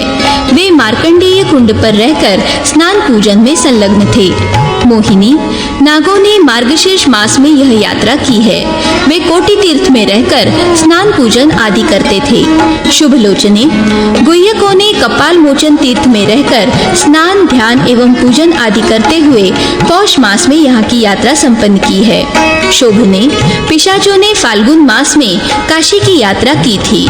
वे कालेश्वर कुंड पर रहकर स्नान पूजन आदि में तत्पर रहते थे। देवी, शुभ फाल्गुन मास में शुक्ल पक्ष की जो चतुर्दशी है उसी में पिशाचों ने यात्रा की थी, इसीलिए उसे पिशाच चतुर्दशी कहते हैं। शुभानने, अब मैं यात्रा का आवश्यक कृत्य बतलाऊंगा जिसके करने से मनुष्य यात्रा का फल पाता है। यात्रा के समय जल से भरे हुए सुंदर घड़ों को वस्त्र से ढककर फल, फूल और मिष्टान्न के साथ उनका दान करना चाहिए। चैत्र के शुक्ल पक्ष में महान फल देने वाली जो तृतीया है उसमें मनुष्यों को भक्ति भाव से गौरी देवी का दर्शन करना चाहिए।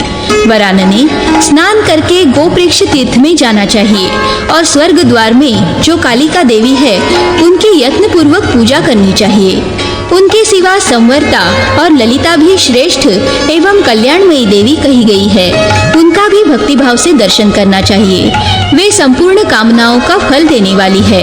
तदनंतर पवित्र व्रत का पालन करने वाले शिव भक्त ब्राह्मणों को भोज कराना और वस्त्र तथा भरपूर दक्षिणा द्वारा उनका यथा योग्य सत्कार करना चाहिए।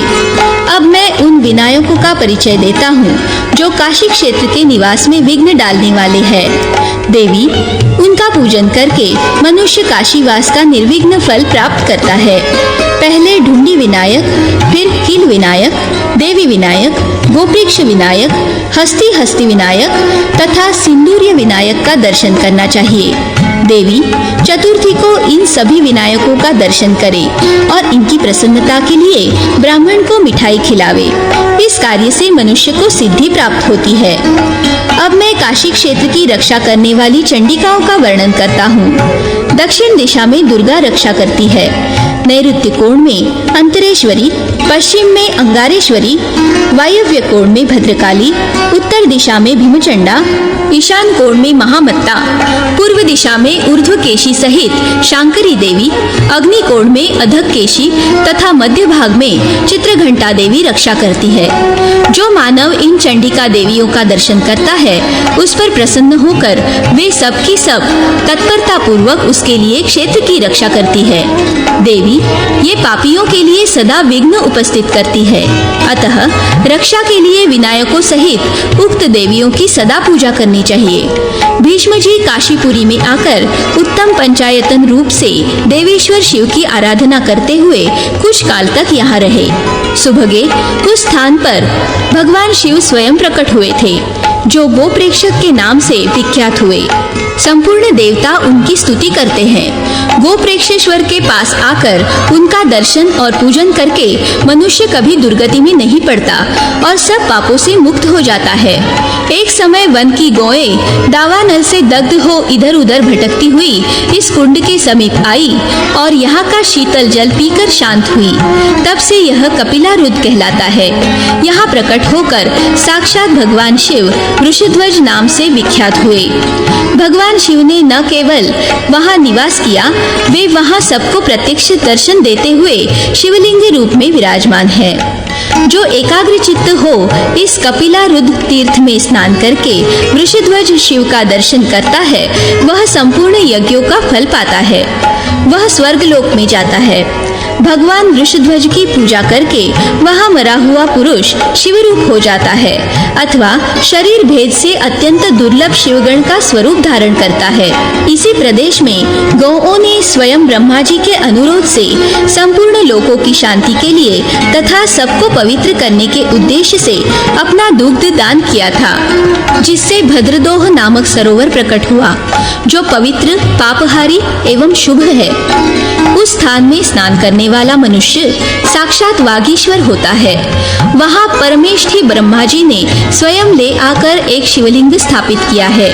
फिर ब्रह्मा जी से लेकर भगवान विष्णु ने दूसरा शिवलिंग स्थापित किया, जो हिरण्यगर्भ के नाम से वहां विद्यमान है। तदनंतर ब्रह्मा जी ने पुनः इसी कारण से स्वर्लोकेश्वर नाम शिवलिंग स्थापित किया, जो स्वर्गीय लीला का दर्शन कराने वाला है। देवताओं के स्वामी उन स्वर्लोकेश्वर का दर्शन करके मनुष्य शिवलोक में प्रतिष्ठित होता है। यहाँ प्राण त्याग करने से फिर कभी संसार में जन्म नहीं लेता। उसकी वह अक्षय गति होती है जो केवल योगियों के लिए सुलभ बताई गई है। भूमंडल के उसी प्रदेश में देवताओं के लिए कंटक रूप दैत्य व्याघ्र का रूप धारण करके रहता था। वह बड़ा बलवान और अभिमानी था। भगवान शंकर ने उसे मारा और उस स्थान पर व्याघ्रेश्वर के नाम से प्रसिद्ध होकर नित्य निवास किया। उन देवेश्वर का दर्शन करके मनुष्य कभी दुर्गति में नहीं पड़ता। हिमवान के द्वारा स्थापित एक शिवलिंग है जो शैलेश्वर के नाम से विख्यात है। भद्रे, शैलेश्वर का दर्शन करके मनुष्य कभी दुर्गति में नहीं पड़ता। उत्पल और विदल नाम के जो दो दैत्य ब्रह्मा जी के वरदान से बलोन्मत्त हो रहे थे, वे दोनों स्त्री विषयक लोलुपता के कारण पार्वती जी के हाथों से मारे गए। एक शांग धनुष से मारा गया और दूसरा कुंतक अर्थात भाले से। इन दोनों शस्त्रों के नाम पर दो शिवलिंग स्थापित किए गए हैं। भद्रे, जो मनुष्य श्रेष्ठ स्थान में विद्यमान उक्त दोनों लिंगों का दर्शन करता है, वह जन्म जन्म में सिद्ध होकर कभी शोक नहीं करता। देवताओं ने उनके सब ओर बहुत से शिवलिंग स्थापित किए हैं। उनका दर्शन करके मनुष्य देह त्याग के पश्चात भगवान शिव का गण होता है। वाराणसी नदी परम पवित्र और सब पापों का नाश करने वाली है। यह इस पवित्र क्षेत्र को सुशोभित करके गंगा में मिली है। उसके संगम पर ब्रह्मा जी ने उत्तम शिवलिंग की स्थापना की है, जो संगमेश्वर के नाम से संसार में विख्यात है। उसका दर्शन करना चाहिए। शुभे, जो मानव इन देव नदियों के संगम में स्नान करके संगमेश्वर का पूजन करता है, उसे जन्म लेने का भय कैसे हो सकता है। भद्रे, भृगुपुत्र शुक्राचार्य ने यहाँ एक शिवलिंग स्थापित किया है, जो शुक्रेश्वर के नाम से विख्यात है। संपूर्ण सिद्ध और देवता भी उसकी पूजा करते हैं। इसका दर्शन करके मनुष्य तत्काल सब पापों से मुक्त हो जाता है और मरने पर फिर इस संसार में जन्म नहीं लेता। मोहिनी, महादेव जी ने यहाँ जम्बुक नामक दैत्य का वध किया था। तत्संबंधी शिवलिंग का दर्शन करके मानव संपूर्ण कामनाओं को प्राप्त कर लेता है। इंद्र आदि देवताओं के द्वारा स्थापित किए हुए इन शिवलिंगों को तुम पुण्यलिंग समझो। ये समस्त कामनाओं के देने वाले हैं। मोहिनी, इस प्रकार इस अविमुक्त क्षेत्र में मैंने तुम्हें ये सब शिवलिंग बताए हैं। काशी की गंगा के वर्णा संगम, असी संगम तथा पंचगंगा आदि तीर्थों का महात्म्य। पुरोहित वसु कहते हैं, भद्रे, अब मैं तुम्हें काशी की गंगा का उत्तम महात्म्य बताता हूँ, जो भोग और मोक्ष रूप देने वाला है। अविमुक्त क्षेत्र में जो भी कर्म किया जाता है वह अक्षय हो जाता है। कोई भी पापी अविमुक्त क्षेत्र अर्थात काशी में जाकर पाप रहित हो जाने के कारण कभी नरक में नहीं पड़ता। शुभे, अविमुक्त क्षेत्र में किया हुआ पाप वज्र तुल्य हो जाता है। तीनों लोकों में जो मोक्षदायक तीर्थ है, वे संपूर्ण सदा काशी की उत्तर वाहिनी गंगा का सेवन करते हैं। जो दशाश्वमेध घाट में स्नान करके विश्वनाथ जी का दर्शन करता है वह शीघ्र ही पाप मुक्त होकर संसार बंधन से छूट जाता है। यूं तो पुण्य सलीला गंगा सर्वत्र ही ब्रह्म हत्या जैसे पापों का निवारण करने वाली है, तथापि काशी में जहाँ उनकी धारा उत्तर की ओर बहती है वहाँ उनकी विशेष महिमा प्रकट होती है। वर्णा और गंगा के तथा असी और गंगा के संगम में स्नान करने मात्र से मनुष्य संपूर्ण पातकों से मुक्त हो जाता है। काशी की उत्तर वाहिनी गंगा में कार्तिक और माघ मास में स्नान करके मनुष्य महापाप आदि पातकों से मुक्त हो जाते हैं। सुंदरी, वहाँ धर्मनद नाम से विख्यात एक कुंड है। उसमें धर्म स्वरूपतः प्रकट होकर बड़े बड़े पातकों का नाश करता है। वहीं धूली एवं धूत पापा भी है जो सर्व तीर्थमयी एवं शुभकारक है। जैसे नदी का वेग तटवर्ती वृक्षों को गिरा देता है, उसी प्रकार वह धूत पापा समस्त पाप राशि को हर लेती है। काशी में किरणा, धूत पापा, पुण्य सलीला, सरस्वती, गंगा और यमुना ये 5 नदियाँ एकत्र बताई गई है। इनसे त्रिभुवन विख्यात पंचनद अर्थात पंचगंगा तीर्थ प्रकट हुआ है। उसमें डुबकी लगाने वाला मानव फिर 5 भौतिक शरीर धारण नहीं करता। यह 5 नदियों का संगम समस्त पाप राशियों का नाश करने वाला है। उसमें स्नान करने मात्र से मनुष्य ब्रह्मांड मंडप का भेदन करके परम पद को प्राप्त होता है। प्रयाग में माघ मास में विधि पूर्वक स्नान करने से जो फल प्राप्त होता है वह काशी के पंचगंगा तीर्थ में एक ही दिन के स्नान से मिल जाता है। पंचगंगा में स्नान और पितरों का तर्पण करके माधव नाम से प्रसिद्ध भगवान विष्णु की पूजा करने वाला पुरुष फिर इस संसार में जन्म नहीं लेता। जिन्होंने पंचगंगा में श्रद्धा पूर्वक श्राद्ध किया है उनके पितर अनेक योनियों में पड़े होने पर भी मुक्त हो जाते हैं। पंचनद तीर्थ में श्राद्ध कर्म की महिमा का प्रत्यक्ष दर्शन करके यमलोक में पितर लोग यह गाथा गाया करते हैं कि क्या हमारे वंश में भी कोई ऐसा होगा जो काशी के पंचनद तीर्थ में आकर श्राद्ध करेगा, जिससे हम लोग मुक्त हो जाएंगे। पंचनद तीर्थ में जो कुछ धन दान किया जाता है कल्प के अंत तक उसके पुण्य का क्षय नहीं होता। वंध्या स्त्री भी 1 वर्ष तक पंचगंगा तीर्थ में स्नान करके यदि मंगला गौरी का पूजन करे तो वह अवश्य ही पुत्र को जन्म देती है। वस्त्र से छाने हुए पंचगंगा के पवित्र जल से यहाँ दीक्षुता देवी को स्नान कराकर मनुष्य महान फल का भागी होता है। पंचामृत के 108 कलशों के साथ तुलना करने पर पंचगंगा का एक बूंद जल भी उनसे श्रेष्ठ सिद्ध होता है।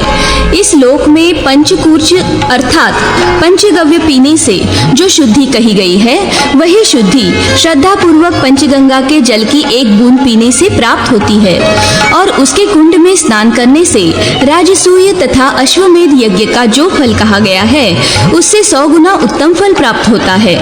राजसूय और अश्वमेध यज्ञ केवल स्वर्ग के साधक है, किंतु पंचगंगा के जल से ब्रह्मलोक तक संपूर्ण द्वंद्वों से मुक्ति मिल जाती है। सत्ययुग में वह धर्मनद के नाम से प्रसिद्ध हुआ, त्रेता में उसी का नाम धूत पापा हुआ, द्वापर में उसे विंदु तीर्थ कहा जाने लगा और कलियुग में पंचनद के नाम से उसकी ख्याति होती है। पंचनद तीर्थ धर्म, अर्थ, काम, मोक्ष इन चारों पुरुषार्थों का शुभ आश्रय है। उसकी अत्यंत महिमा का कोई भी वर्णन नहीं कर सकता। भद्रे, इस प्रकार मैंने तुम्हें काशी का उत्तम महात्म्य बताया है। वह मनुष्यों के लिए सुखद, मोक्षप्रद तथा बड़े बड़े पातकों का नाश करने वाला है। महापातकी एवं उपपातकी मानव भी अविमुक्त क्षेत्र के इस महात्म्य को सुनकर शुद्ध हो जाता है। ब्राह्मण इसको सुनने और पढ़ने से वेदों का विद्वान होता है। क्षत्रिय युद्ध में विजय पाता है। वैश्य धन संपत्ति से भरपूर होता है और शूद्र को वैष्णव भक्तों का संग प्राप्त होता है।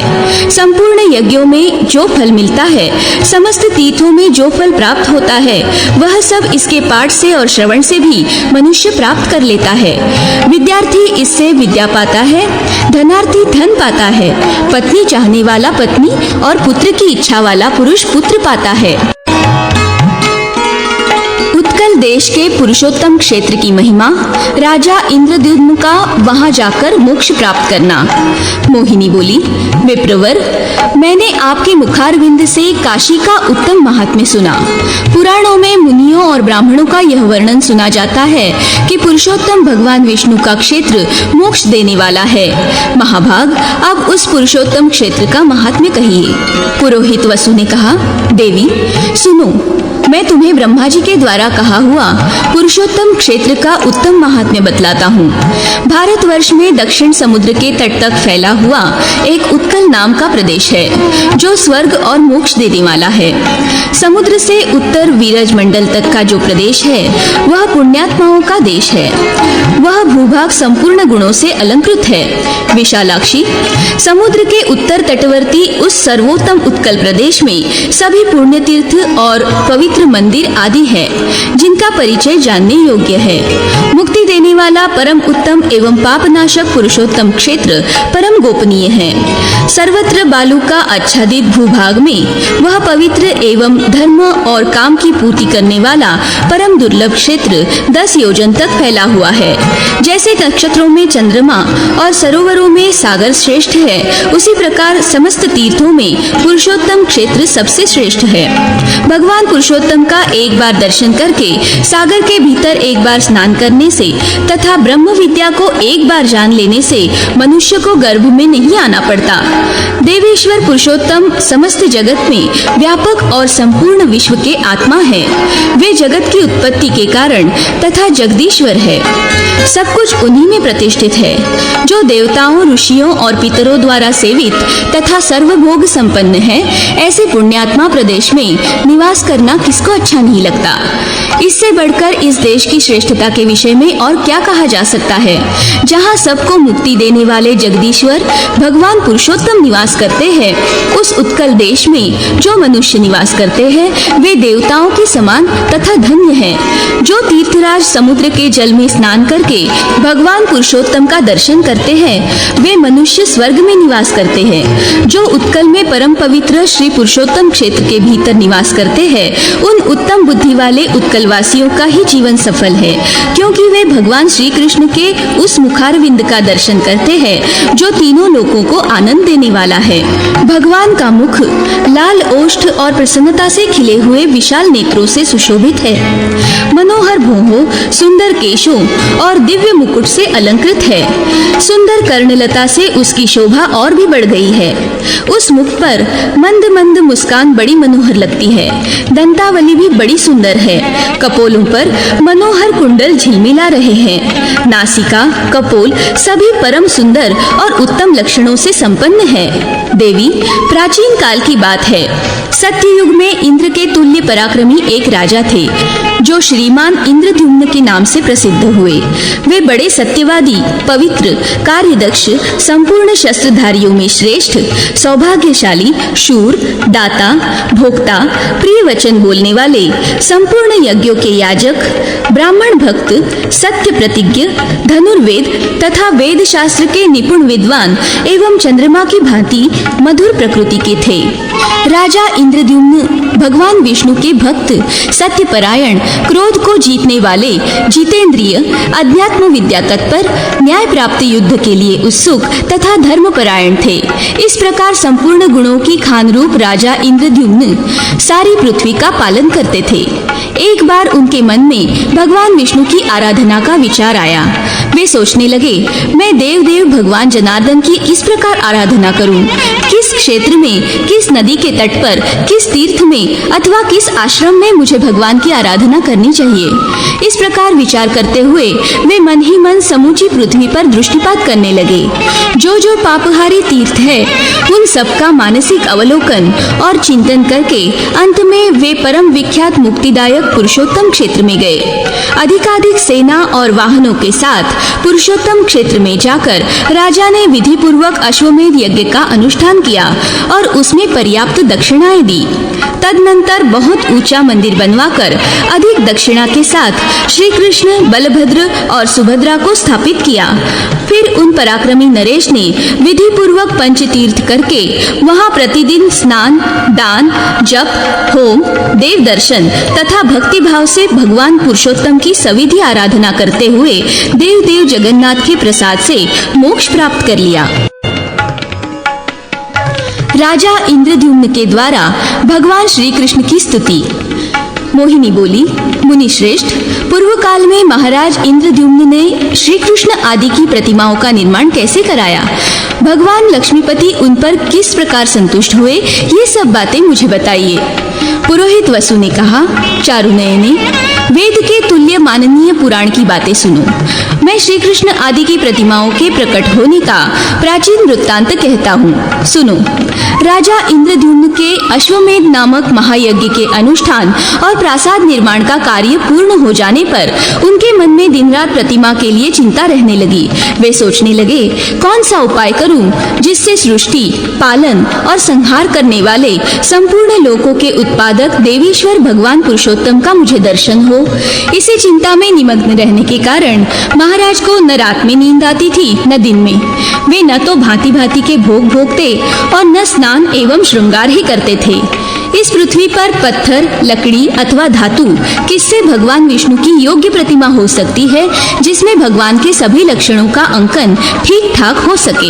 इन तीनों में से किसकी प्रतिमा भगवान को प्रिय तथा संपूर्ण देवताओं द्वारा पूजित होगी, जिसकी स्थापना करने से भगवान प्रसन्न हो जाएंगे? इस प्रकार की चिंता में पड़े पड़े उन्होंने पांचरात्र की विधि से भगवान पुरुषोत्तम का पूजन किया और अंत में ध्यान मग्न हो राजा ने इस प्रकार स्तुति प्रारंभ की। इंद्रद्युम्न बोले, वासुदेव, आपको नमस्कार है। आप मोक्ष के कारण हैं। आपको मेरा नमस्कार है। संपूर्ण लोकों के स्वामी परमेश्वर, आप इस जन्म मृत्यु रूपी संसार सागर से मेरा उद्धार कीजिए। पुरुषोत्तम, आपका स्वरूप निर्मल आकाश के समान है। आपको नमस्कार है। सबको अपनी ओर खींचने वाले संकर्षण, आपको प्रणाम है। धरणीधर, आप मेरी रक्षा कीजिए। भगवन, आपका श्री अंक मेघ के समान श्याम है। भक्त वत्सल, आपको नमस्कार है। संपूर्ण देवताओं के निवास स्थान, आपको नमस्कार है।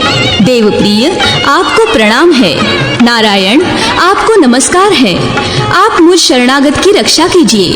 नील मेघ के समान आभा वाले घनश्याम, आपको नमस्कार है। देव पूजित परमेश्वर, आपको नमस्कार है। विष्णु, जगन्नाथ, मैं भव सागर में डूबा हुआ हूँ, मेरा उद्धार कीजिए। पूर्व काल में महावराह रूप धारण करके आपने जिस प्रकार जल में डूबी हुई पृथ्वी का रसातल से उद्धार किया था, उसी प्रकार मेरा भी दुख के समुद्र से उद्धार कीजिए। कृष्ण, आपकी वरदायक मूर्तियों का मैंने स्तवन किया है। ये बलदेव आदि जो पृथक रूप से स्थित है, इन सबके रूप में आप ही विराजमान है। देवेश, प्रभु, अच्युत, गरुड़ आदि पार्षद आयुधों सहित इंद्र आदि दिक्पाल आपके ही अंग है। देवेश, आप मुझे धर्म, अर्थ, काम और मोक्ष देने वाला वर प्रदान करें। हरे, आप एकमात्र व्यापक चेतन रूप तथा निरंजन है। आपका जो परम स्वरूप है वह भाव और अभाव से रहित, निर्लेप, निर्मल, सूक्ष्म, कुटस्थ, अचल, ध्रुव, समस्त उपाधियों से विमुक्त और सत्ता रूप मात्र से स्थित है। प्रभु, उसे देवता भी नहीं जान सकते, फिर मैं कैसे जान सकता हूँ? उससे भिन्न जो आपका दूसरा स्वरूप है वह पीतांबरधारी और चार भुजाओं से युक्त है। उसके हाथों में शंख, चक्र और गदा सुशोभित है। वह मुकुट और अंगद धारण करता है। उसका वक्षस्थल श्रीवत्स चिन्ह से युक्त है तथा वह वनमाला से विभूषित रहता है। देवता तथा आपके अन्यान्य शरणागत भक्त उसी की पूजा करते हैं। देव, आप संपूर्ण देवताओं में श्रेष्ठ एवं भक्तों को अभय देने वाले हैं। मनोहर कमल के समान नेत्रों वाले प्रभु, मैं विषयों के समुद्र में डूबा हुआ हूँ, आप मेरी रक्षा कीजिए। लोकेश, मैं आपके सिवा और किसी को नहीं देखता जिसकी शरण में जाऊं। कमलाकांत, मधुसूदन, आप मुझ पर प्रसन्न होइए। मैं बुढ़ापे और सैकड़ों व्याधियों से युक्त हो नाना प्रकार के दुखों से पीड़ित हूँ तथा अपने कर्म पाश में बंध कर हर्ष शोक में मग्न हो विवेक शून्य हो गया हूँ। अत्यंत भयंकर घोर संसार समुद्र में गिरा हूँ। यह भवसागर विषय रूपी जलराशि के कारण दुस्तर है। इसमें राग द्वेष रूपी मत्स्य भरे पड़े हैं। इंद्रिय रूपी भंवरों से यह बहुत गहरा प्रतीत होता है। इसमें तृष्णा और शोक रूपी लहरें व्याप्त है। यहाँ न कोई आश्रय है न अवलंब। यह सारहीन एवं अत्यंत चंचल है। प्रभु, मैं माया से मोहित होकर इसके भीतर चिरकाल से भटक रहा हूँ। हजारों भिन्न भिन्न योनियों में बार बार जन्म लेता हूँ। प्रभु, देवता, पशु, पक्षी, मनुष्य तथा अन्य चराचर भूतों में ऐसा कोई स्थान नहीं है जहाँ मेरा जाना न हुआ हो। सुरश्रेष्ठ, जैसे रहट में रस्सी से बंधी हुई घटी कभी ऊपर जाती, कभी नीचे आती और कभी बीच में ठहरी रहती है, उसी प्रकार मैं कर्म रूपी रज्जु में बंधकर दैव योग से ऊपर, नीचे तथा मध्यवर्ती लोक में भटकता रहता हूँ। इस प्रकार यह संसार चक्र बड़ा ही भयानक एवं रोमांचकारी है। मैं इसमें दीर्घ काल से घूम रहा हूँ, किंतु कभी मुझे इसका अंत नहीं दिखाई देता। समझ में नहीं आता अब मैं क्या करूँ। हरे, मेरी संपूर्ण इंद्रियां व्याकुल हो गई है। मैं शोक और तृष्णा से आक्रांत होकर अब कहाँ जाऊँ। मेरी चेतना लुप्त हो रही है। देव, इस समय व्याकुल होकर मैं आपकी शरण में आया हूँ। श्री कृष्ण, मैं संसार समुद्र में डूबकर दुख भोग रहा हूँ, मुझे बचाइए। जगन्नाथ, यदि आप मुझे अपना भक्त मानते हैं तो मुझ पर कृपा कीजिए। आपके सिवा दूसरा कोई ऐसा बंधु नहीं है जो मेरी तरफ ख्याल करेगा। देव, प्रभु, आप जैसे स्वामी की शरण में आकर अब मुझे जीवन मरण अथवा योग क्षेम के लिए कहीं भी भय नहीं होता। हरे, अपने कर्मों से बंधे रहने के कारण मेरा जहाँ कहीं भी जन्म हो वहाँ सर्वदा आप में मेरी अविचल भक्ति बनी रहे। देव, आपकी आराधना करके देवता, दैत्य, मनुष्य तथा अन्य संयमी पुरुषों ने परम सिद्धि प्राप्त की है, फिर कौन आपकी पूजा नहीं करेगा। भगवान, ब्रह्मा आदि देवता भी आपकी स्तुति करने में समर्थ नहीं है, फिर मानवी बुद्धि से मैं आपकी स्तुति कैसे कर सकता हूँ, क्योंकि आप प्रकृति से परे हैं। अतः देवेश्वर, आप भक्त स्नेह के वशीभूत होकर मुझ पर प्रसन्न होइए। देव, मैंने भक्ति भावित चित्त से आपकी जो स्तुति की है वह सांगोपांग सफल हो। वासुदेव, आपको नमस्कार है। राजा को स्वप्न में और प्रत्यक्ष भी भगवान के दर्शन तथा भगवत प्रतिमाओं का निर्माण, वर प्राप्ति और प्रतिष्ठा। पुरोहित वसु कहते हैं, सुभगे, राजा इंद्रद्युम्न के इस प्रकार स्तुति करने पर भगवान गरुड़ ध्वज बहुत प्रसन्न हुए और उन्होंने राजा का सब मनोरथ पूर्ण किया। जो मनुष्य भगवान जगन्नाथ का पूजन करके प्रतिदिन इस स्तोत्र से उनका स्तवन करता है वह बुद्धिमान निश्चय ही मोक्ष प्राप्त कर लेता है। जो निर्मल हृदय वाले मनुष्य उन परम सूक्ष्म नित्य पुराण पुरुष मुरारी श्री विष्णु भगवान का ध्यान करते हैं वे मुक्ति के भागी हो भगवान विष्णु में प्रवेश कर जाते हैं। एकमात्र वे देव भगवान विष्णु संसार के दुखों का नाश करने वाले तथा परों से भी पर है, उनसे भिन्न कोई नहीं है। वे ही सबकी सृष्टि, पालन और संहार करने वाले हैं। भगवान विष्णु ही सबके सारभूत एवं सम है। मोक्ष सुख प्रदान करने वाले जगत गुरु भगवान श्री कृष्ण में यहाँ जिनकी भक्ति नहीं होती उन्हें विद्या से, अपने गुणों से तथा यज्ञ, दान और कठोर तपस्या से क्या लाभ हुआ। जिस पुरुष की भगवान पुरुषोत्तम के प्रति भक्ति है वही संसार में धन्य, पवित्र और विद्वान है। वही यज्ञ, तपस्या और गुणों के कारण श्रेष्ठ है तथा वही ज्ञानी, दानी और सत्यवादी है। ब्रह्मपुत्री मोहिनी इस प्रकार स्तुति करके राजा ने संपूर्ण मनोवांछित फलों को देने वाले सनातन पुरुष जगन्नाथ भगवान वासुदेव को प्रणाम किया और चिंतामग्न हो पृथ्वी पर कुश और वस्त्र बिछाकर भगवान का चिंतन करते हुए वे उसी पर सो गए। सोते समय उनके मन में यही संकल्प था कि सबकी पीड़ा दूर करने वाले देवाधिदेव भगवान जनार्दन कैसे मुझे प्रत्यक्ष दर्शन देंगे। सो जाने पर चक्र धारण करने वाले जगत गुरु भगवान वासुदेव ने राजा को स्वप्न में अपने स्वरूप का दर्शन कराया। राजा ने स्वप्न में देव जगन्नाथ का दर्शन किया। वे शंख चक्र धारण किए शांत भाव से विराजमान थे। इनके दो हाथों में गदा और पद्म सुशोभित थे। शांग, धनुष, बाण और खड्ग भी उन्होंने धारण कर रखे थे। उनके सब और तेज का दिव्य मंडल प्रकाशित हो रहा था। प्रलय कालीन स्वाधीन सूर्य के समान उनकी दिव्य प्रभा उद्भासित हो रही थी। उनका श्रीअंग नीले पुखराज के समान श्याम था। 8 भुजाओं से सुशोभित भगवान श्री हरि गरुड़ की पीठ पर बैठे हुए थे। दर्शन देकर भगवान ने उनकी ओर देखते हुए कहा, परम बुद्धिमान नरेश, तुम्हें साधुवाद है। तुम्हारे इस दिव्य यज्ञ से, भक्ति से तथा श्रद्धा से मैं बहुत संतुष्ट हूँ। महिपाल, तुम व्यर्थ सोच में क्यों पड़े हो? राजन, यहाँ जो जगत पूज्य सनातनी प्रतिमा है, उसे तुम जिस प्रकार प्राप्त कर सकते हो, वह उपाय मैं तुम्हें बताता हूँ। आज की रात्रि बीतने पर निर्मल प्रभात में जब सूर्योदय हो, उस समय अनेक प्रकार के वृक्षों से सुशोभित समुद्र के जल प्रांत में जहाँ तरंगों से व्याप्त महती जलराशि दिखाई देती है, वहाँ तट पर ही एक बहुत बड़ा वृक्ष खड़ा है, जिसका कुछ भाग तो जल में है और कुछ स्थल में। वह समुद्र की लहरों की थपेड़े खाकर भी कंपित नहीं होता।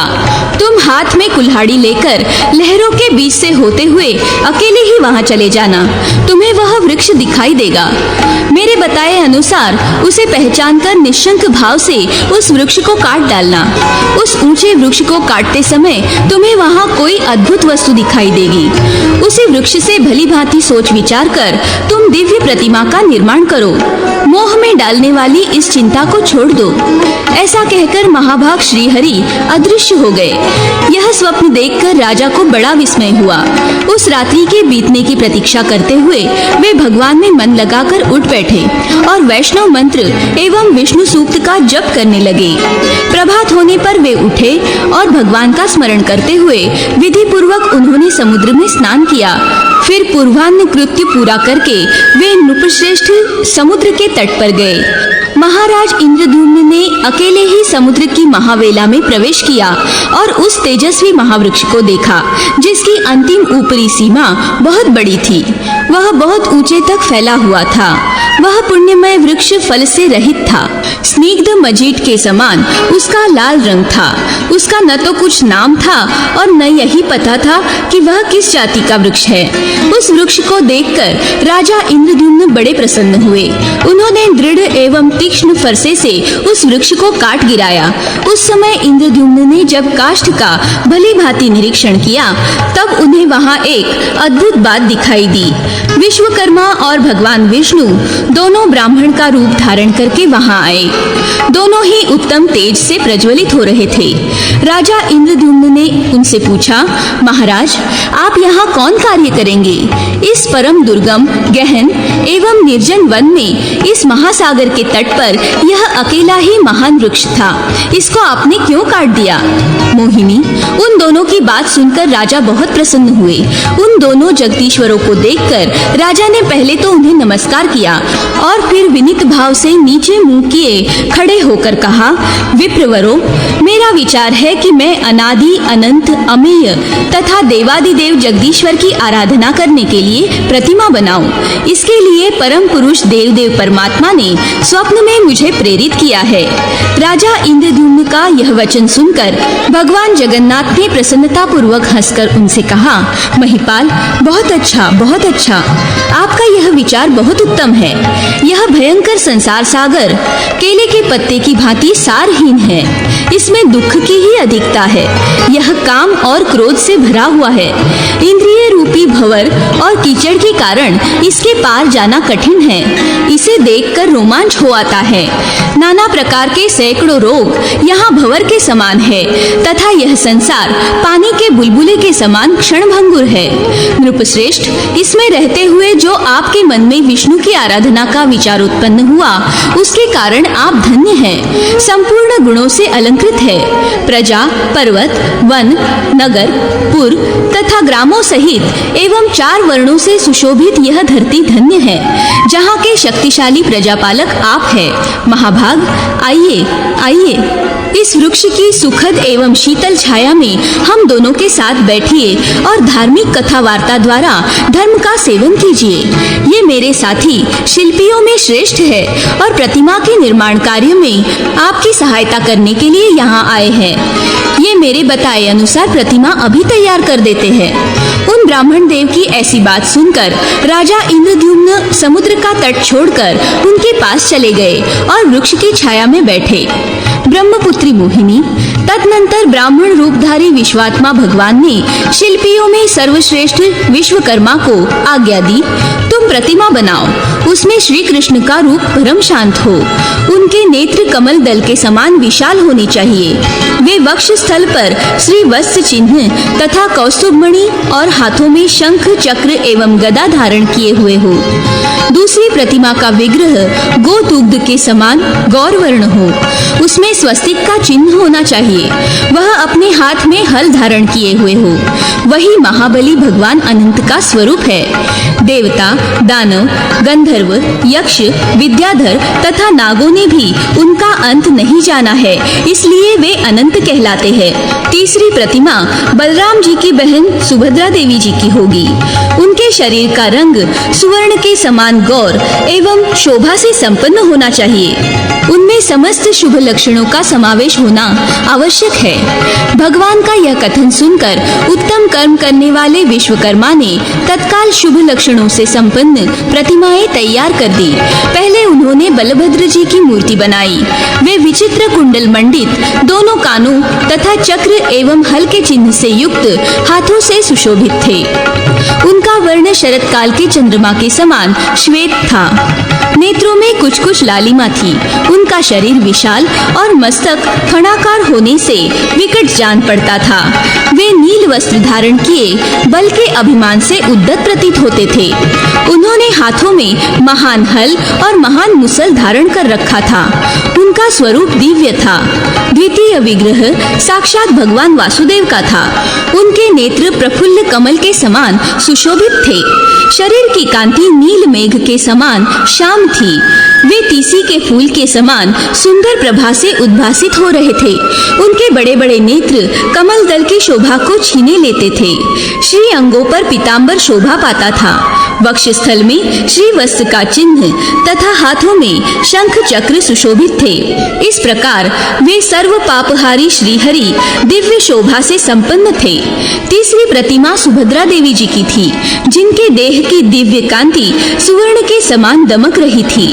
नेत्र कमल दल के समान विशाल थे। उनका अंग विचित्र वस्त्र से आच्छादित था। वे हार और केयूर आदि आभूषणों से विभूषित थी। इस प्रकार विश्वकर्मा ने उनकी बड़ी रमणीय प्रतिमा बनाई। राजा इंद्रद्युम्न ने यह बड़ी अद्भुत बात देखी कि सब प्रतिमाएं एक ही क्षण में बनकर तैयार हो गई। वे सभी 2 दिव्य वस्त्रों से आच्छादित थी। उन सब का भांति भांति के रत्नों से श्रृंगार किया गया था और वे सभी अत्यंत मनोहर तथा समस्त शुभ लक्षणों से संपन्न थी।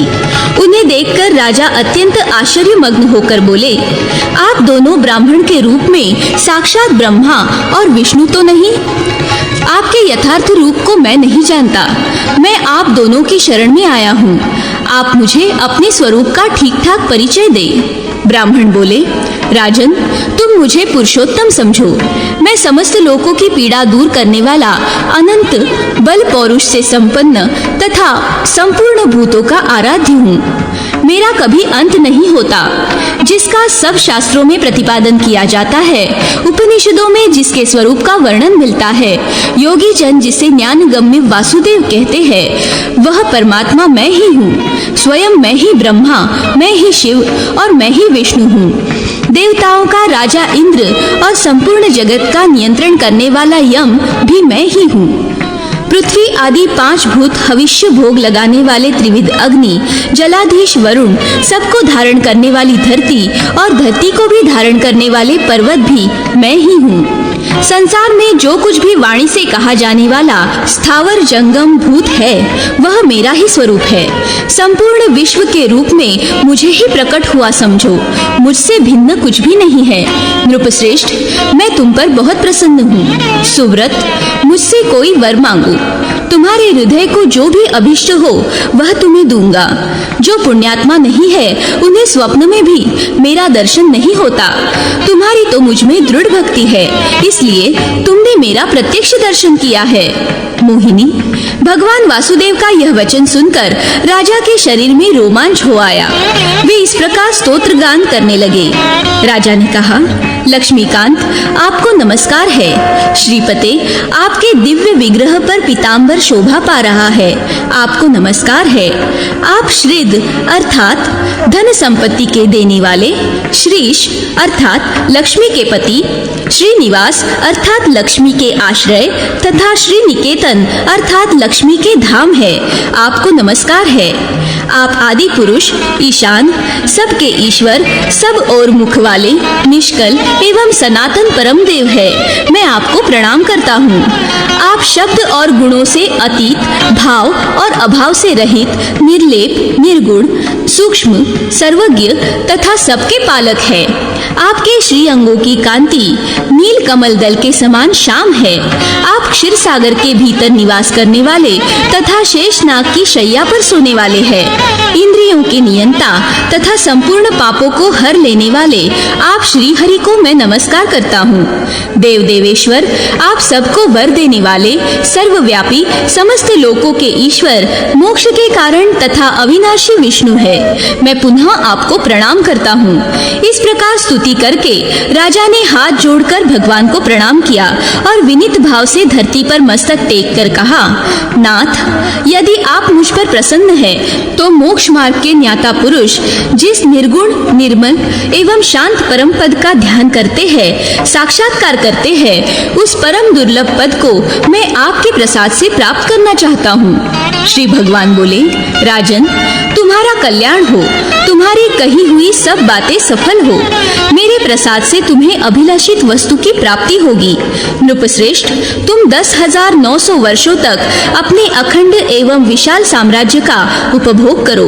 इसके बाद उस दिव्य पद को प्राप्त होोगे जो देवता और असुरों के लिए भी दुर्लभ है और जिसे पाकर संपूर्ण मनोरथ पूर्ण हो जाते हैं। जो शांत, गूढ़, अव्यक्त, अव्यय, पर से भी पर, सूक्ष्म, निर्लेप, निर्गुण, ध्रुव, चिंता और शोक से मुक्त तथा कार्य और कारण से वर्जित जानने योग्य परम पद है, उसका तुम्हें साक्षात्कार कराऊंगा।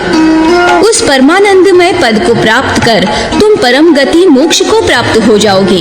राजेंद्र, जब तक पृथ्वी और आकाश है, जब तक चंद्रमा, सूर्य और तारे प्रकाशित होते हैं, जब तक 7 समुद्र तथा मेरु आदि पर्वत मौजूद है, तथा जब तक स्वर्गलोक में अविनाशी देवगण सब और विद्यमान है, तब तक इस भूतल पर सर्वत्र तुम्हारी अक्षय कीर्ति छाई रहेगी।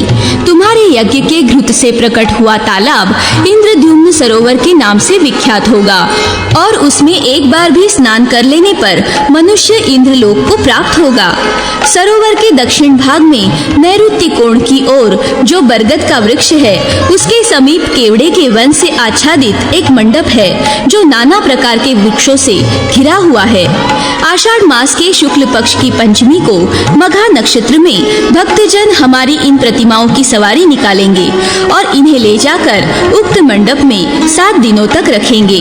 ब्रह्मचारी, सन्यासी, स्नातक, श्रेष्ठ ब्राह्मण, वानप्रस्थ, गृहस्थ, सिद्ध तथा अन्य द्विज नाना प्रकार के अक्षर और पद वाले स्तोत्रों से तथा ऋग्वेद, यजुर्वेद और सामवेद की ध्वनियों से श्री बलराम तथा श्री कृष्ण की बारंबार स्तुति करेंगे।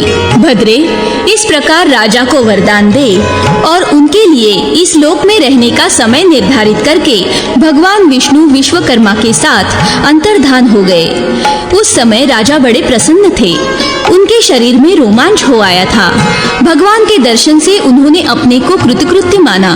तत्पश्चात श्री कृष्ण, बलराम तथा वरदायिनी सुभद्रा को मणि कांचन जटित विमानाकार रथों में बिठाकर वे बुद्धिमान नरेश अमात्य और पुरोहित के साथ मंगल पाठ, जय जयकार, अनेक प्रकार के वैदिक मंत्रों के उच्चारण और भांति भांति के गाजे बाजे सहित ले आए और उन्हें परम मनोहर पवित्र स्थान में पधराया।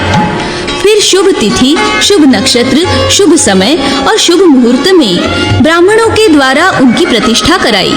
उत्तम प्रासाद अर्थात मंदिर में वेदोक्त विधि से आचार्य की आज्ञा के अनुसार प्रतिष्ठा करा के विश्वकर्मा के द्वारा बनाए हुए उन सब विग्रहों को विधिवत स्थापित किया। प्रतिष्ठा संबंधी सब कार्य पूरा करके राजा ने आचार्य तथा दूसरे ऋत्विजनों को विधि पूर्वक दक्षिणा दे अन्य लोगों को भी धनदान दिया। तत्पश्चात भांति भांति के सुगंधित पुष्पों से तथा सुवर्ण, मणि, मुक्ता और नाना प्रकार के सुंदर वस्त्रों से भगवत विग्रहों की विधि पूर्वक पूजा करके ब्राह्मणों को ग्राम, नगर तथा राज्य आदि दान किया। फिर कृतकृत्य होकर समस्त परिग्रहों का त्याग कर दिया और वे भगवान विष्णु के परम धाम परम पद को प्राप्त हो गए।